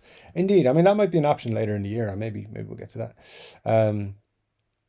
Marcia says, how on earth would Dave piss anyone off? Geez, silly YouTubers. I'm not actually sure it happened. I have a memory of having a back and forth exchange with somebody. It might not have been real. I don't know. Maybe I imagined it. I don't really know. But no, I've never actually had too many interactions. But there's a lot of folks on YouTube that I admire. I'd like to spend time picking their brains about YouTube and stuff, because a lot of guys do really well. The likes of Henning and Andy the Guitar Geek. I think he's very cool. It's one of my favorites, to be honest. Mar says, it really costs about the same to travel to the US and within EU. I'm surprised. Well, as I said, like, it's going to cost you about say between 200 and 300 to go to Germany, say, or Italy or France. No, maybe not France. Might be cheaper to get France. If you're not going with Ryanair. If you go with Ryanair, you got to get a bus as well, and you got to get a taxi, and it's a lot more complicated. But so Germany, let's take Germany as an example. It's probably going to cost somewhere between 200 and 300 for return flights. It's quite possible to get return flights to LA. In fact, I saw flights to LA for when I was thinking of going to NAMM for under 400 euros. So I can go to Germany for like 250, say. an extra 150, I'm in LA. So if I'm going to pick which one of those I'm going to go to, the cost is not that much different in that regard. So yeah, so it can be. Now you can buy like cheaper flights, but you end up a lot further from your destination normally, and you have a lot more like onward travel from whatever airport you'd fly into, um, all those kind of things. So yeah, and it is possible to fly and get around Europe quite cheap, but just averagely, I'd say it's about. And of course, you got to get good deals on your flights to the US and stuff. Which so you got to be careful when you're booking, but it's possible. It's possible. Um, of course, you got to ask them, can you actually sit in the cargo hold with the bags? That's sometimes what you got to do. Um, Let me see. Al says fly Ryanair. I do when I have to, only when I have to. There's actually been a couple of times when I've had to um, fly with Ryanair, and they were going where I was going. Like, because they say they go to London, but or they say they go to Paris, but they don't go to fucking Charles de Gaulle. They go to like some other airport that's miles and miles and miles away from Paris. So things like that, you end up, it ends up, and it's fine. My recommendation is if you're ever in Europe and you're going to fly Ryanair, just try and keep it under 3 hours. Your knees will thank you. Targan says, I once saw a YouTuber in real life. It was a guy who jumped off a car into a cactus and then screamed for a bit. I mean, that's interesting. I know quite a few YouTubers, so I won't say how or where is the best place to run into them. But I would say um, I would I would say that was an interesting meeting. Go to NAMM, you'll see lots of them. They're just running around all over the place. Um, you do have to get a ticket, but you can probably blag yourself a ticket. Tell them you work for my channel. Why not? I don't think they checked too strenuously. Robert says, Marsha, back before airline deregulation, I could fly DC to Frankfurt for less than London to Frankfurt. That's interesting. Yeah, you used to be able to get super, super good flight prices to the US. Now you got to hunt for them, but it's still possible to get good deals. The right time of the week and stuff like that. Like Tuesday afternoons are better for booking flights than any other day, apparently. Dave, you should do a video covering your top favorite SG models between Epi and Gibson. There's so many different ones to choose from. Um, yeah, you never know. You never know. That might be something I can do down the road. I definitely think there's scope to investigate more SGs, and it would also give me a reason to buy more SGs. Because I do love them so much. Marcia says, you are so silly, Dave. I think you have been doing this long enough and have enough followers to call yourself a YouTuber. I know yeah, it's just a bit, you know. I don't know. I feel like if somebody came up to me and said, hey, I'm a YouTuber, and I didn't know who they were instinctively, like if I'd never seen them or whatever, I'd be like, you're a bit weird calling yourself a YouTuber. I don't know. But I appreciate it, Marcia. I guess I am a YouTuber. Say somebody was talking, and I was talking to someone over Christmas break, and they were like, "Oh, you're an influencer." I'm like, "I'm not an influencer. What are you talking about?" Nobody gets influenced by what I say on my channel, but I guess technically, but no, I would never class myself as that. Super Lord of the Internet, yeah, no problem. Tarkin says we don't get many YouTubers where I'm from. There's not many walking around where I'm from. I mean, there's probably a few, but I don't know them. But yeah, just in general online and just like being involved. Like I do connect with people on YouTube creator channels and stuff like that as well. You know, those how to grow your YouTube channels. Like I talk to people on those a lot and stuff, and meet people that way. And like my brother is a YouTuber, and I guess you could say my ex is one as well, and a few other people I know do it, and connected with a few people down the years from doing it. So yeah, I think that's how you do it, just on the YouTubes itself. Buglip says late, but I made it. Great to see you, Buglip. Happy New Year, sir. I believe the reason you're late is because Scott Bogfoot was making you shovel his driveway from the snow, and because he didn't want to do it himself. I get it. It's fine, but I hope he pays you in Pop Tarts. Assuming a thing that you want to get paid in. Marsh says, I just think Dave needs to find the YouTubers that he feels comfortable with. Steve Cassidy's in Scotland, not too far from Ireland. It's too far to walk. So there you go. Um, yeah, the problem with doing a lot of collaboration stuff is that I'm very busy all the time. So I need um, somebody I've wanted to do, for example, here's a good thing. I've wanted to do a collaboration with Colin from Guitaristas for a long time. And we've spoken about it a couple of times in terms of saying we should do something soon, we should do something soon. And how long has it been? 2 years maybe, and we haven't done anything. So yeah, it's stuff like that. It's just I get so busy and bogged down and stuff that I don't remember to do the things or to look into doing certain things. I need to be constantly reminded, hey, we're going to do this, right? So we'll see. I've got so much going on that it's just, and I'll talk to anyone. I don't mind who it is. I'm not actually like antisocial in the terms of being shy. I'm not shy at all. But when it comes to, I don't like people. I got to meet 3 new people in work, and not next week, the week after, and I don't want to. New people. What the hell?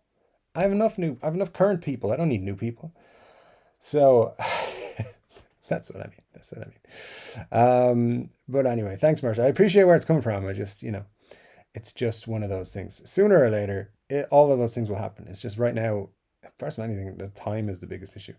Bugnip says, hey, Bogfoot, I got to go play with some people last week. It went well. I seem to know some things. Few, but some.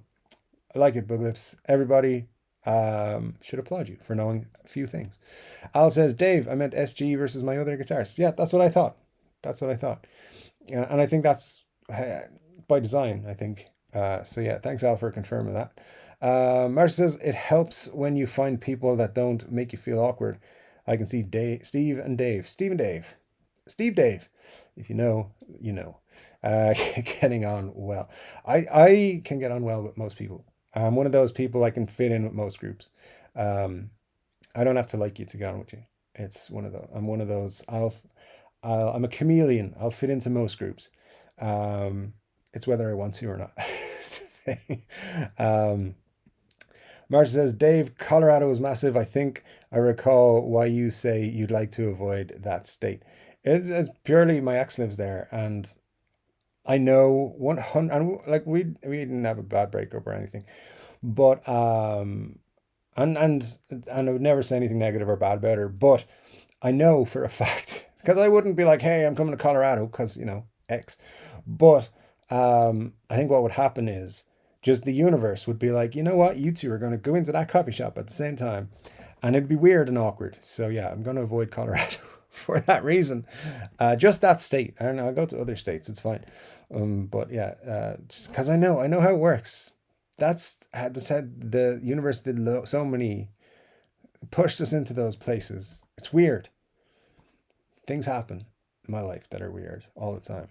So anyway, Targan says, Scott, you might have seen it already. It was everywhere for like 30 seconds years ago. It's called like body slamming cactus or something. Oh yeah, the video. Yeah. I think I did see it. As you say, it was everywhere. Buglip says, surprisingly nice. I changed my pedal arrangement and it stopped randomly cutting the high and low end. Sounds pretty good. It's all you can ask for to sound pretty good. So good stuff, sir. Scott Bugfoot says, everything you add to the chain is more possibility of failure. And Rob says, I'm curious, Buglips, what change did you make to the pedals? Muddy H Show says, when does the NAMM podcast launch? Well, see, that's a good question because I have some ideas for that, and we'll see. It's a secret project right now, but I'll tell you about it maybe in the future. Target said, personally, deck. That's something. Yeah, that's it's something. You can't say that in Ireland, definitely. Glad to hear you got that problem fixed, Buglips, says Benny. And Target says, it does have a threatening aura to it. Exactly. A Huey is a four-legged, furry kind of guitar aficionado. But he will, I'm sure, look great in three chord Dave t-shirts like this one. No, no, that's a guitar. This, no, there we go. Like that one. I think it's nice. Mine still hasn't arrived because nothing arrives apparently after Christmas until like 2 weeks after January starts. Um, so there you go. Let me see what we've got here. Buglips says every pedal is cranky in a different way, so I had to set it up overdrive, distortion, noise gate for one pedal to stop it screaming, but the distortion pedal on now doesn't need overdrive. Excuse me, overdrive. Needs like noise gate and then comp. The noise gate was what was causing the cutout because it was processing after the distortion overdrive, but it had to go there or nothing but feedback. Hey, I know a guy who plays like that. He lives down the road. He drives me fucking crazy. Bugdip says, Bid Sutter pedal likes it up front. I don't ask questions. I just do what seems to work, but I love the sound it makes now. Benny says, I want a pedal board. Sounds lovely. It does. It does. And lots of eyeballs from Muddy and Marsha. Yeah. So just gonna let that go there. 2024, it might be a year of podcasts. I don't know. My podcast schedule is quite heavy. Rob says, interesting boogie. I have Fuzz Face, a Blues Breaker clone, all clones. I like sound of the fuzzed clone or Blues Breaker into clone, but probably need a noise gate. Marsh says, me too, Benny Larson. I want to have that gal with the acoustic guitar. I want to be that gal with the acoustic guitar and a massive pedal board. Why do you want a massive pedal board? I mean, educate me. I don't know. Formerly known as T says, you influenced me to have beers every Saturday night. Well, T, thanks for accepting my influence. My influence or influentialness. Influentialness. It's a word.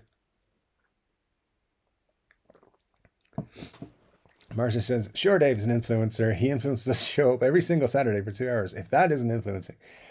I know, but like Coca-Cola aren't going to be like, hey, Dave, you're such an influencer. We want to sign you up to be in our latest advert with Britney Spears. Is that the one she advertises or advertised? I guess people don't want Britney to be in their ads anymore. I don't know. Who else then? Pink, she do it as well? She's still going? I don't know. Anyways, us influencers be like that. Got no memories. So what else? Where are we? Buglip says, I have an ultra cheap Amazon and Donner pedals. Not bad for the price, but they don't really play well together sometimes. Did I see this week that Jack White is doing something with Donner pedal wise with Third Man Company or whatever it's called? That's an interesting one.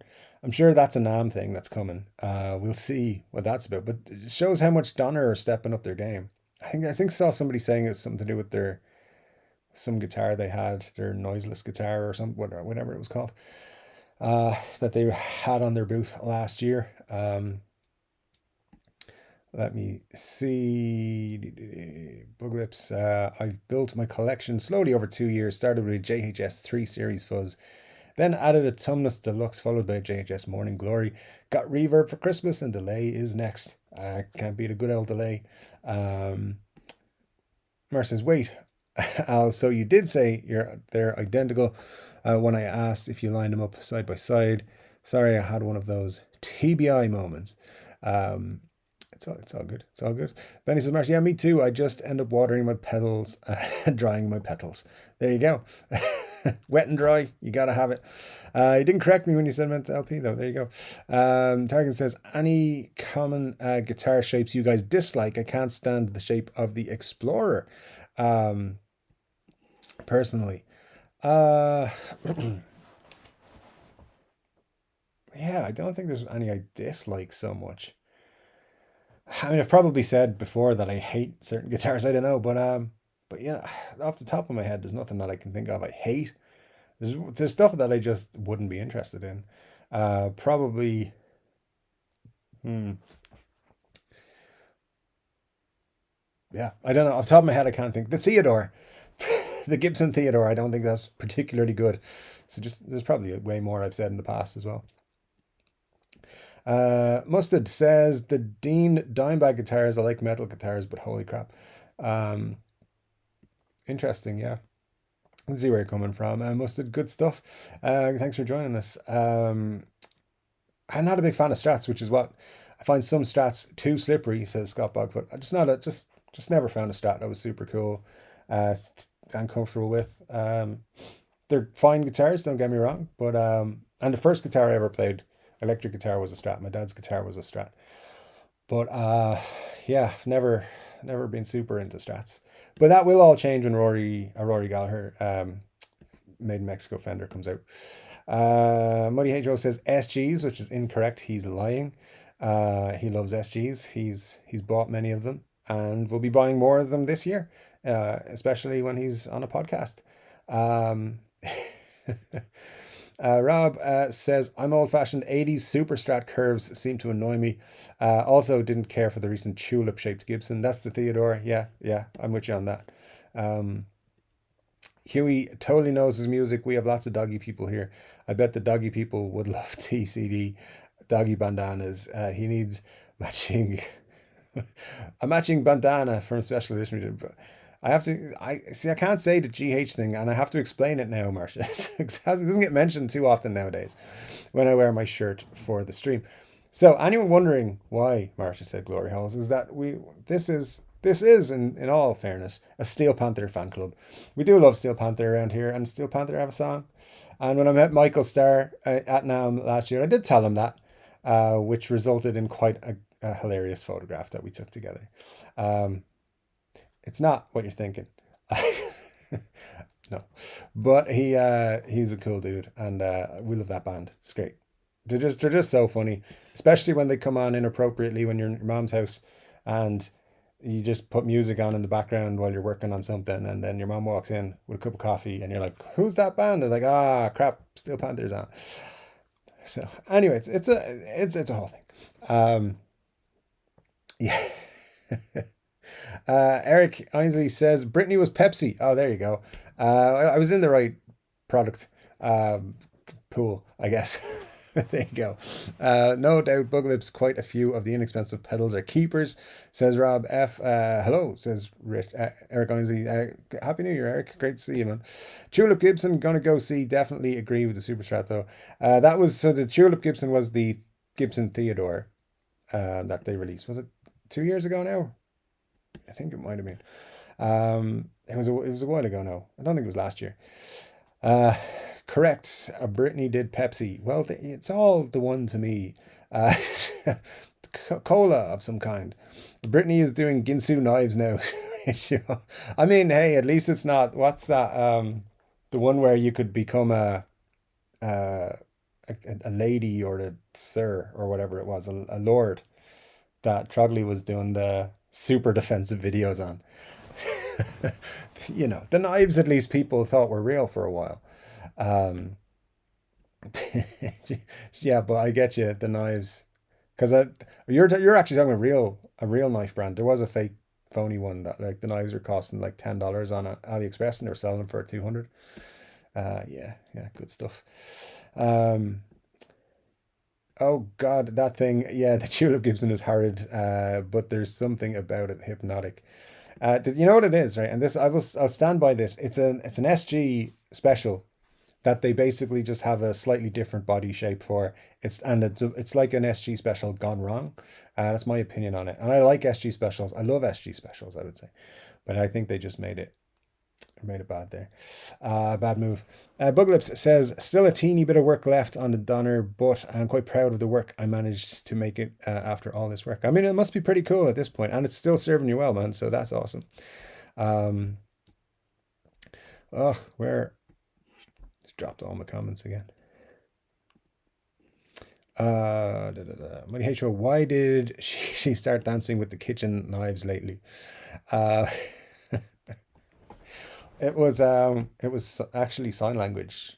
It was an interpretive dance, um, which actually long story short, I did work in a theater at one point, and there was an interpretive dance show on before the show that I was working on. I was like immediately before it. And I don't know how people can interpret anything from dancing, especially with knives. Let me just say that.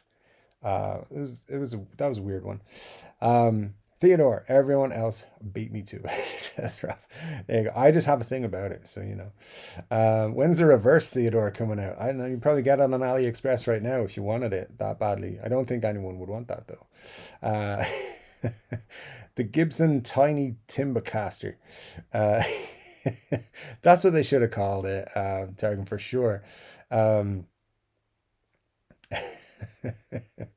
Formerly known as T says, I like the look of the custom Dave Mustaine Flying V EXP Red Amber Bursts. Now is a good time to buy one, T, because they're down about $800, like I was saying in the video this week. They, I think it's Anderton's have them for $9.99. I think Thomann have them for like $10.99 as well. They've dropped about €100 off most of their Epiphones at the minute. Just, it's not a sale or nothing. They just changed the prices. And yeah, the Dave Mustaines are down. Thomann's might be $12.99 on Thomann, but they're definitely getting reduced way down. They were $17.99 when they came out. So if you like one and you want a Flying V, it's probably a very cool Flying V, to be honest with you, to play. Probably feels great. Mar says, I love the Theodore. The neurotic guitarist loves them too. He has all three in his collection. They sound dark and deep, very unique tone, and the tulip thing was in vogue in the 50s. I did a video about them way back when they brought them out. I'm not impressed. I like the fact that they did something different, and Gibson haven't done anything particularly innovative in a long time, and I think they should embrace newer designs. Just bring out one new fucking design a year. It can't be that hard. But you know, they do what they do very well in a lot of cases, but they need to just don't be like, hey, we innovated, we put a third pickup in the guitar. They need to like maybe just do something a little bit different. The Tulip Theodore, it was a nice direction, but there is other designs. I've been told clearly and definitively by certain people that they have other designs. They've prototyped them and everything, and they haven't released anything yet. But then again, Cesar has been playing a his custom or his personal, what is it, what's it called now? The M3 or something? No, not the M3. It's on his Instagram. You know the one. It's a Norland model from the early 80s. But he's been playing that like it's a signature model. It wouldn't surprise me if he had a signature model come out at some point this year, by the way. Why not? If you're the CEO of Gibson, just do it. Ben Larson says, go with the red one, Dave. If you change it to a stop tail, it's a no-brainer for an LP. Plus, red is a warm color, which I personally find inviting. Makes me want to play it. I think it's very cool. I think it's really nice guitar. Yeah, I'd probably look to change the tailpiece. I keep the Bigsby for a while just to play with it and figure it out and maybe learn how to use one. But yeah, the problem with that is it's the heaviest guitar. It's over 10 pounds. So that is delaying me 100%. But we'll see. Also, right now, I'm just kind of like, NAMM is just around the corner. So let's just wait and see what comes out. Could be cool things. Eric says, Happy New Year back at you, Dave. Thanks, Eric. Appreciate it, sir. Sadly, I bought some Scottish land and made one of my friends a lord. Great stuff. You know, it's all good. My favorite thing of that whole, what was it called? Prestige land or something? Or privilege land? Whatever it was called. My favorite thing about it was Trogley's videos. Where everyone was calling it scammers, and Trogley was like, no, it's not a scam because I got paid for my ad. That was the funniest thing I've ever seen, I think, on YouTube. Like, he was just so, no, stop calling this a scam. It's not a scam. I want to get paid for my ads. Like, dude, you could have just said nothing and still got paid if you do the ads. It's funny. It was very funny. I think he's removed those videos now, but they were hilarious. Yes, the scammers that paid Trogley well, that he told his subs weren't scammers, that they were all just too stupid to understand it. Those are the days. Muddy, that's exactly it. That's the part I forgot. Yeah, he was like, he was basically like, they're not a scam, you're a scam. It was hilarious. Actually, just thinking back, those are funny times. Yeah, you're too stupid to know that it's not a scam. It is a scam though. Anyways, Booklip says I simply declare myself emperor wherever I go. I would follow that. I would agree that you're the emperor everywhere you go. Booklips, my friend. Bluesman says got to go. Very much enjoyed the live show. But my lovely wife said she was ready to go, and if I didn't get my going, she was gonna wrap a guitar around my neck. So take care, all. Bluesman, take care, sir. Have a great day, and thank you so much for joining us. Eric says established titles. That's the one. Yeah, that was. I wonder if they're still a thing and if they're still sponsoring YouTube channels. Just out of curiosity. Hey guys, I know you haven't been sponsoring people lately, but I got some space on my channel for sponsors. Steve says thanks for the stream, Dave. Thank you, Steve, so much. Take care of yourself. I'll be checking out your video tomorrow, sir. Looking forward to it. Pillbox hats were in vogue in the 50s. Would you wear one today? Says Rob. That's a very good question. The Theodore looks like something that was in the Jetsons, says T. Interesting, interesting. Marge says, yeah, remember that vid, Dave? I thought Gibson was supposed to release more of the designs that they uncovered. Whatever happened to that? I think I don't know, honestly, but I'd say what happened was they didn't get the reaction to the Theodore they expected, and so they shelved it. I think with a lot of what's happening with Gibson right now is that they're saying stuff like, let's try this. If it works, we'll keep going with it. If it doesn't work, we'll just pull it straight away. They're very much in an experimental run with, will this collection work? Will this signature edition work? Like, will this signature collection idea work? Things like that. But Mustard says, I'm with you, Gibson not innovating. Even the SG Modern is a joke. Wow, 24 frets, welcome to the future. Stuff like that. Like, I just want them to make, just come up with a new, it's hard to come up with a new guitar design, but try something. Do something a little bit different. Just, bring back Robo Tuners. Something. I know I'm going to get shit for that, but hey, I don't mind them, whatever. A Jetson guitar is something I could buy. My recollection is that the carton had more V's and Explorer-like guitars than Tulips. Rob F says, if it fits the outfit, why not? Fortunately, guitars don't have to be fashionable if they sound amazing. It's better when they look nice, though. I don't know why. Just, ugly guitars sound great, too. Which is why Murphy Lab guitars sell so well. I love the ESP Flying V. That's the King V shape with the traditional pickguard. I think it's Dave Mustaine one. I love the combo of vintage and modern. It's mint. Very cool. Yeah, excellent. No, I'm not 100% familiar with the exact one you're talking about, but I think ESP make very cool Flying V style guitars. Not that I've ever played one, I have to admit. Marcus, I've always wanted a Bigsby, and that Bigsby pedal looks like a cool way to get that experience without added weight on the guitar. I don't know, it's a weird one to me. It is a weird one. Benny says you cannot buy the blue or pink burst, Dave. If Steve Cassidy guitar sees it, it might create a space-time paradox and collapse all reality. I mean, those are those are, where's it gone? Where's it coming? Those are his signature colors. I know, it's diversification in 2024, I think. Scott says, I'm still waiting on the Epiphone Ultra 4, Dave. Me too, man. Me too. Maybe they could just bring back the Ultra series for Epiphone. That'd be cool if they did it now. Marsha says, silly geek lord. Yeah, Jesus, he got away. How he didn't do damage to his channel in that way, and that with those videos is pretty amazing to me. But there you go. So other YouTubers have had rants like that and lost their audience, like gone from 200,000 down to like 16,000 people watching their videos, or they still have the numbers, but no, in terms of subscribers, but like 2,000 people watch their videos, which if you've got 200,000 views regularly and you fall down to like 2,000, that's a lot. It's a huge income difference as well. So yeah, I'm surprised he got through it, but he got through it, and people understood, I think, where he was coming from, and he didn't mean it negatively or badly, but it was kind of a bad look at the time. Funny though. Formerly known as Caesar. I think you're right, Rob, but the Theodore would have been a good fit as well. Yep, I own the rights to blue and pink, says Steve Cassidy guitar. I mean, I don't know, man. I want a guitar that color at some point, so we might have to come to a friendly agreement and see if I can. We'll see. But at the moment, it's in third place.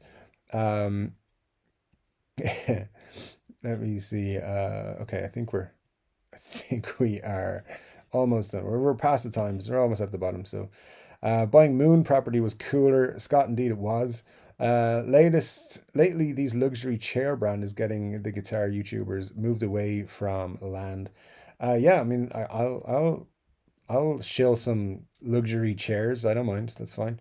Uh, do they send me a chair? This one needs a little bit of work, so if they can send me a replacement, that'd be fine. Scott says, thanks for everything, Dave. Great show as always. Thank you, Scott. I appreciate that, sir. Rob F says, yes, thank you, Dave. Have a great week, folks. Friends, in fact. And lots of that. I wish Gibson would bring back the original modern headstock. Truly a masterpiece of design. The rumor there, there's not a rumor. I'm saying it. I think they're bringing back a modern this year. I think there might be a limited run, and we'll see what headstock is on it. But that would be fun if they did. We'll see. We'll see.